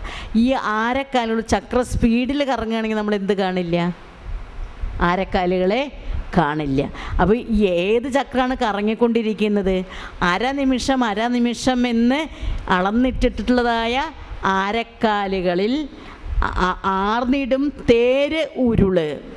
അങ്ങനെയുള്ള ഒരു തേരിൻ്റെ വലിയ ചക്രത്തിലേറി ഉരുണ്ടിടുന്നു ലോകം. ലോകമിങ്ങനെ മുന്നോട്ട് പോകുന്നു. സത്യത്തിൽ ഈ ചക്രം കറങ്ങുമ്പോൾ നമുക്ക് എന്താ തോന്നുന്നത്? ഇത് മുന്നോട്ട് പോയിക്കൊണ്ടിരിക്കുകയാണ്. പക്ഷെ അതെന്താണെന്നാണ് ഗുരു പറയുന്നത്? അറിവാകുന്ന ആത്മോർജത്തിൽ അനാദിയായി നടന്നിടും. അനാദി, ഈ വാക്കുകൾ ഗുരു പലവട്ട ആത്മോർജത്തിൽ ഉപയോഗിക്കും. അനാദി എന്ന് പറഞ്ഞാൽ എന്താ? ആദി ഇല്ലാത്തത്. ആദി ഇല്ലാത്തതെന്ന് ഗുരു പറഞ്ഞാൽ നമ്മൾ എന്ത് മനസ്സിലാക്കണം? ആദി ഇല്ലാത്തതിന് മധ്യവുമില്ല, അന്തവുമില്ല, ആദ്യമധ്യാന്തങ്ങളില്ലാത്തത്. അങ്ങനെയുള്ള അറിവിൽ അനാദിയായി നടന്നിടും തൻ തിരുവിളയാടൽ ഇത് എന്നറിഞ്ഞിടണം. ആരുടെ തിരുവിളയാടലാണ് ഇത്? ഈ ഊർജത്തിൻ്റെ, അറിവിൻ്റെ ഒരു വിളയാട്ടം മാത്രമാണ് നമ്മൾ കാണുന്നത്. ഈ വിളയാട്ടത്തിന് ആദ്യവുമില്ല, അന്തവുമില്ല. ഇത് പറയുമ്പോൾ നമുക്ക് കാപ്ര എന്ന് പറയുന്നൊരു വലിയ സയൻറ്റിസ്റ്റും കേട്ടിട്ടില്ലേ? താവോ ഫിസിക്സും ടേണിംഗ് പോയിൻ്റൊക്കെ എഴുതിയിട്ടുള്ളൊരു വലിയ ഫിസിക്സാണ് അദ്ദേഹത്തിൻ്റെ വിഷയം തോന്നുന്നത്. അദ്ദേഹം താവോ ഫിസിക്സ് എന്ന് പറഞ്ഞ പുസ്തകം, അദ്ദേഹത്തിൻ്റെ ആദ്യത്തെ പുസ്തകം. അതിൽ അദ്ദേഹം ഇറ്റലിയിൽ വലിയൊരു സയൻറ്റിസ്റ്റാണ്. അദ്ദേഹം കടപ്പുറത്ത് ഇങ്ങനെ ഇരിക്കുമ്പോൾ, ഒരിക്കലും ഇന്ത്യക്കാരൻ പോലും അല്ല എന്ന് ഓർക്കണം. താവോ ഫിസിക്സ് വായിച്ചിട്ടുള്ളവരോട് ആരെങ്കിലും ഉണ്ടെങ്കിൽ നിങ്ങൾക്ക് ആ വരികൾ ഓർമ്മ വന്നിട്ടുണ്ടാവും. അദ്ദേഹം ഇങ്ങനെ ഇരിക്കുന്ന സമയത്ത് ഈ കടപ്പുറത്ത് തനിച്ചിരിക്കുകയാണ്. നമുക്ക് നമ്മുടെ നിസ്സാരത ബോധ്യമാവാൻ ഇരിക്കാൻ പറ്റിയൊരു ഇടമാണ് കടപ്പുറം. കാരണം ഇവിടേക്ക് ഇരിക്കുമ്പോൾ ഞാൻ വലിയ ആൾ, എനിക്ക് ചുറ്റാണ് ഭൂമി കറങ്ങുന്നത് തോന്നും. പക്ഷെ അവിടെ ചെന്നിരുന്ന് അനന്തമായ ആകാശവും ഈ തിരമാല ഒതുങ്ങാത്ത കടലും ഒക്കെ കാണുമ്പോൾ നമുക്ക് തോന്നും നമ്മൾ തീരെ ചെറുതാണെന്ന് ആർക്കെങ്കിലും തോന്നിയാൽ അതിന് പറ്റിയൊരിടാണ്.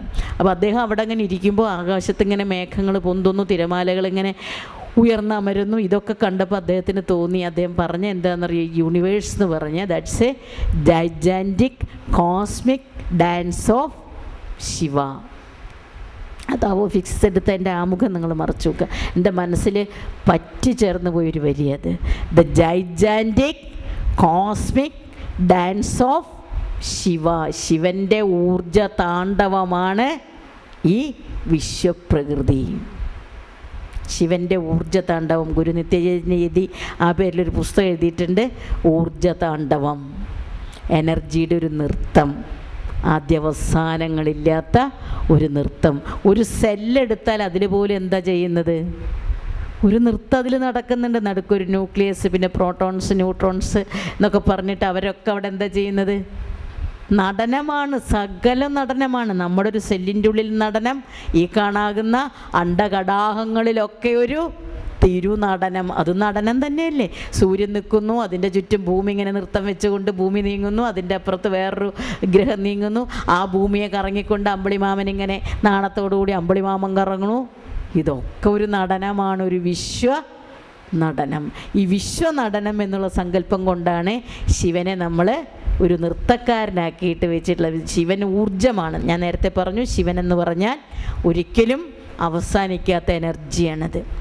ആ എനർജി പ്രപഞ്ചം മുഴുവൻ നിറഞ്ഞു നിൽക്കുന്നതാണ്.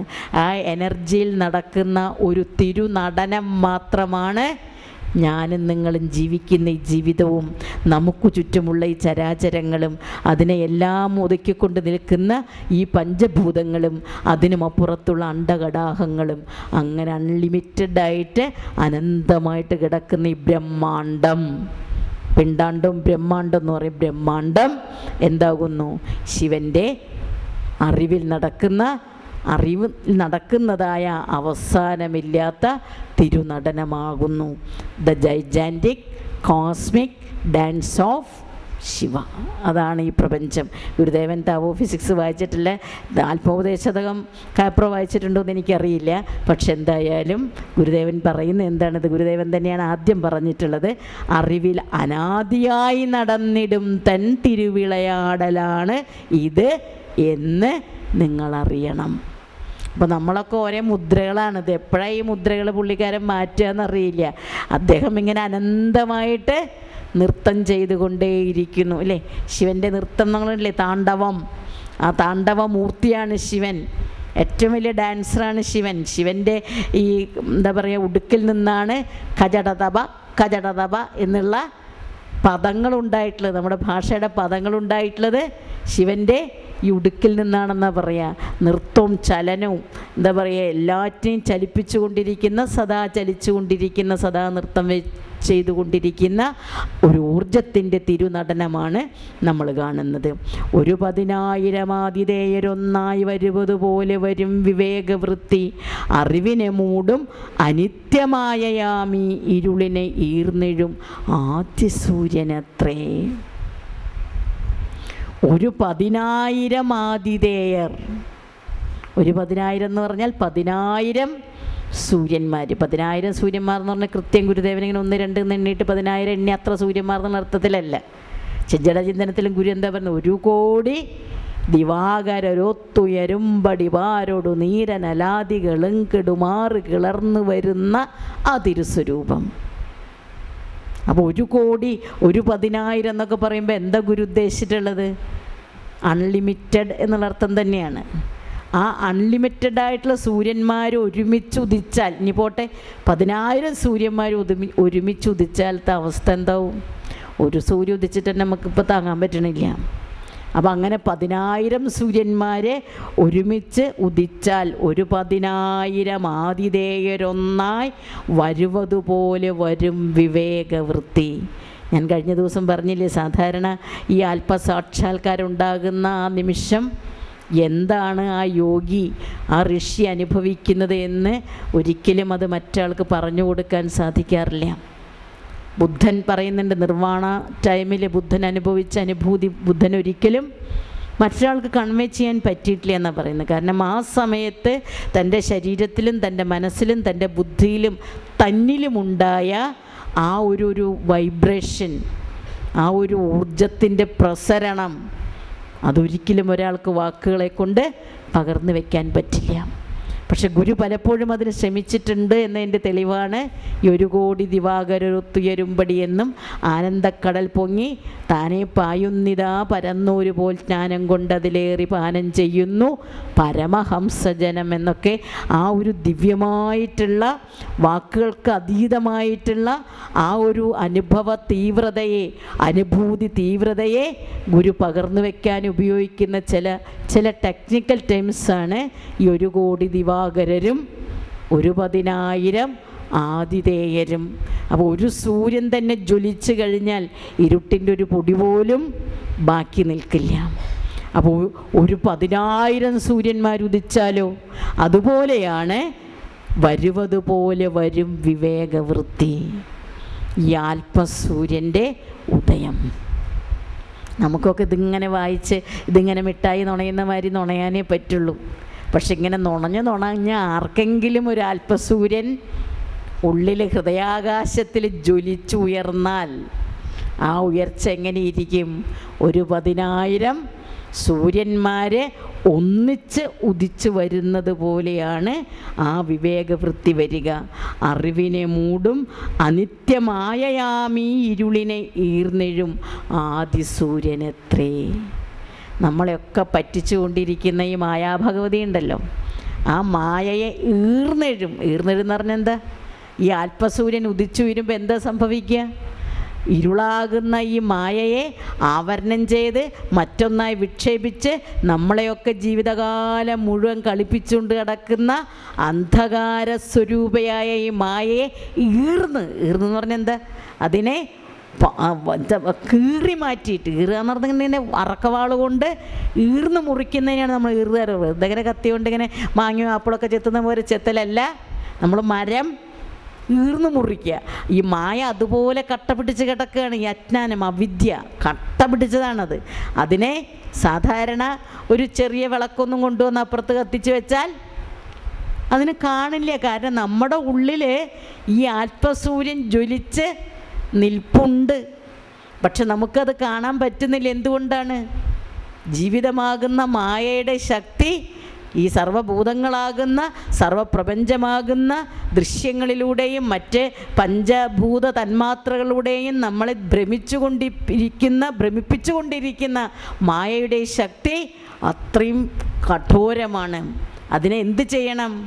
ഈർന്ന് കളയണം. അതിനെ മുറിച്ച് മാറ്റിക്കൊണ്ട് ഒരു സൂര്യൻ ഇങ്ങനെ ഒറ്റ ശക്തിയോടുകൂടി, ഒരു സൂര്യനല്ല 10,000 സൂര്യന്മാർ ഒന്നിച്ചുദിച്ചു വരുന്നത് പോലെയുള്ള ഒരു അനുഭവമായിരിക്കും ആത്മസാക്ഷാത്കാരത്തിൻ്റെ വേളയിൽ, ആ സ്വകാര്യ നിഗൂഢ നിമിഷങ്ങളിൽ ഒരു യോഗി അനുഭവിക്കുക. ഗുരുവിനിത് എഴുതാൻ കഴിഞ്ഞത് എന്തുകൊണ്ടാണ്? മരുത്വ മലയിൽ നമ്മളൊക്കെ ഒന്ന് കഷ്ടപ്പെട്ട് കയറി ചെന്ന പിള്ളത്തടം ഗുഹയിലിരുന്ന് നമ്മൾ ഗുരുവിൻ്റെ കീർത്തനങ്ങളും ചൊല്ലി ഇറങ്ങിപ്പോരുമ്പോൾ അതൊരു പുണ്യം നിറഞ്ഞ സ്ഥലമാണ്. കാരണം ആ ഗുഹയിലിരിക്കുമ്പോഴായിരിക്കണം ആ 10,000 സൂര്യന്മാർ, 1 കോടി സൂര്യന്മാർ ഉദിച്ചുയരുന്ന പോലെ ആത്മസൂര്യൻ ഗുരുവിൻ്റെ ഹൃദയാകാശത്തിൽ ജ്വലിച്ച് ഉയർന്നത്. നമുക്ക് സങ്കല്പിക്കാനേ പറ്റൂ, അത് ഭാവനയിൽ കാണാനേ പറ്റൂ. കാരണം സമാനമായ അനുഭവം നമുക്കാർക്കും ഇല്ലാത്തത് കൊണ്ട്, അനുഭവമില്ലാത്തത് കൊണ്ട് എന്തില്ല, അനുമതിയും ഇല്ലാത്തത് കൊണ്ട് നമുക്കിതൊക്കെ പറഞ്ഞ് ബോധിക്കുന്നതിനും ബോധിപ്പിക്കുന്നതിനും ഒരുപാട് പരിമിതിയുണ്ട്. നമ്മുടെ ഉള്ളിൽ 10,000 സൂര്യൻ പോയിട്ട്, ഒരു സൂര്യൻ പോയിട്ട് ഒരു മിന്നാമിനുങ്ങ് പോലും വിവേകമായിട്ട് മിന്നി മറയുന്നില്ല. നമ്മൾ വിവേകം എന്നൊക്കെ പറയണത്, അറിവ് എന്നൊക്കെ പറയുന്നത് ഈ പുസ്തകത്തിൽ നിന്നും അവിടെ നിന്ന് ഇവിടെ നിന്നൊക്കെ കിട്ടിയിട്ടുള്ള ഈ നുള്ളു നുറുക്കി സാധനങ്ങളെ നമ്മൾ പറയാം. അത് സൂര്യനൊന്നുമല്ല, വെറും പൊട്ടുകളാണ്. ഇത് ഉള്ളിൽ നിന്നും മായയുടെ ആവരണത്തെ, അത് ശരിക്കും ഗുരു ഉപയോഗിച്ച വാക്കുകൾ നോക്കൂ. എനിക്കതെങ്ങനെയാണ് നിങ്ങളെ പറഞ്ഞു തരേണ്ടതെന്നറിയില്ല. ആ മായയുടെ കട്ടിപ്പിടിച്ച അവസ്ഥയെ കുറിക്കാനാണ് ഗുരു എന്ത് പറഞ്ഞത്?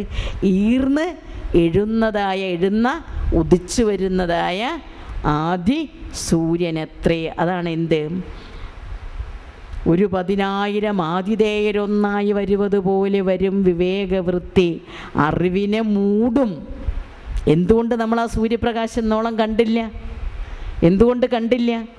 ആ സൂര്യനെ, ആ അറിവിൻ്റെ ആ ജ്വലിച്ചു നിൽക്കുന്ന പ്രകാശത്തെ മായ ആവരണം ചെയ്തിരിക്കുകയായിരുന്നു. അജ്ഞാനം, അവിദ്യ കൊണ്ട് മൂടിക്കിടക്കുകയായിരുന്നു. അതിനെ ഈർന്ന് എഴുന്ന ആദ്യ സൂര്യനത്രേ. ഒരു സൂര്യനാണ് ജ്വലിച്ചുയർന്നു വരുന്നത്. എത്ര സൂര്യൻ്റെ പ്രകാശത്തോടു കൂടി?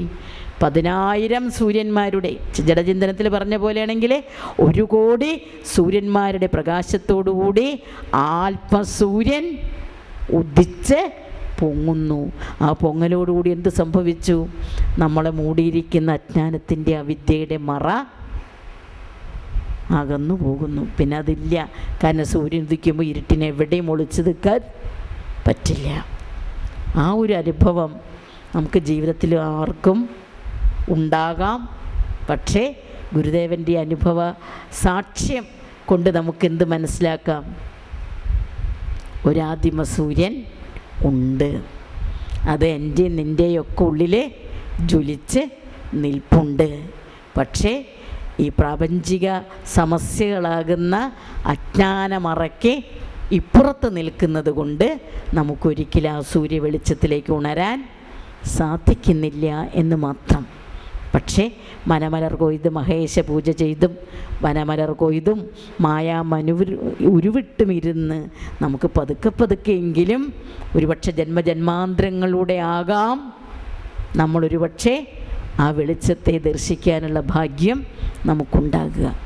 അത് ബോംബെയിലുള്ള നിങ്ങൾക്കൊക്കെ ഉണ്ടാകട്ടെ എന്ന് പ്രാർത്ഥിച്ചുകൊണ്ട് ഇന്ന് ഞാൻ ഒരുമാതിരി 9:50 10 മിനിറ്റേ ഉള്ളൂ.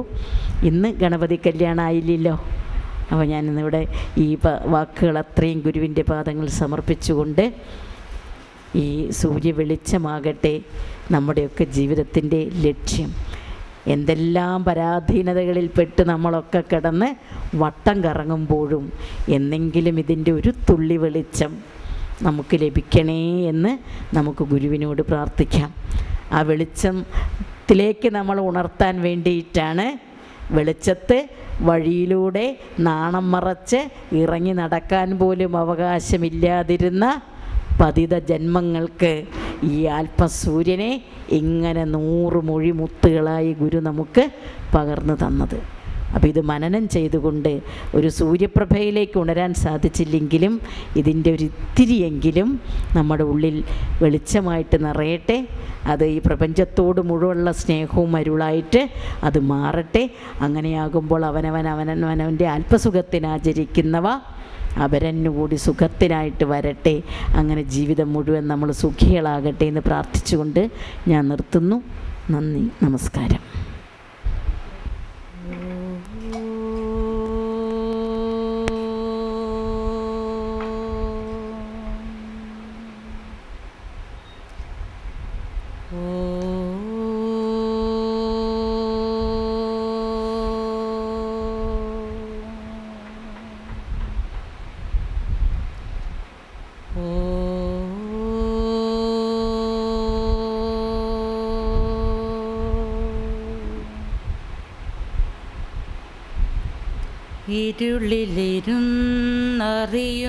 ഇരുളിലിരുന്നറിയുന്നതാകും ആത്മാവ് അറിവതു താനഥ നാമരൂപമായും കരണമോടിന്ദ്രിയ കർത്തൃ കർമ്മമായും വരുവതു കാൺക മഹേന്ദ്രജാലമില്ല.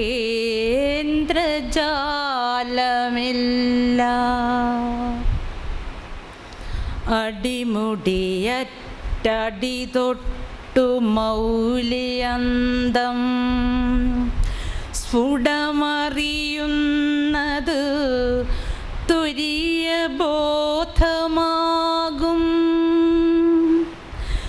ജഡമറിവീല അതു ചിന്ത ചെയ്തു ചൊല്ലുന്ന ഇടയിലിരുന്നറിവല്ല അറിഞ്ഞിടേണം. മനമലർക്കൊയ്തു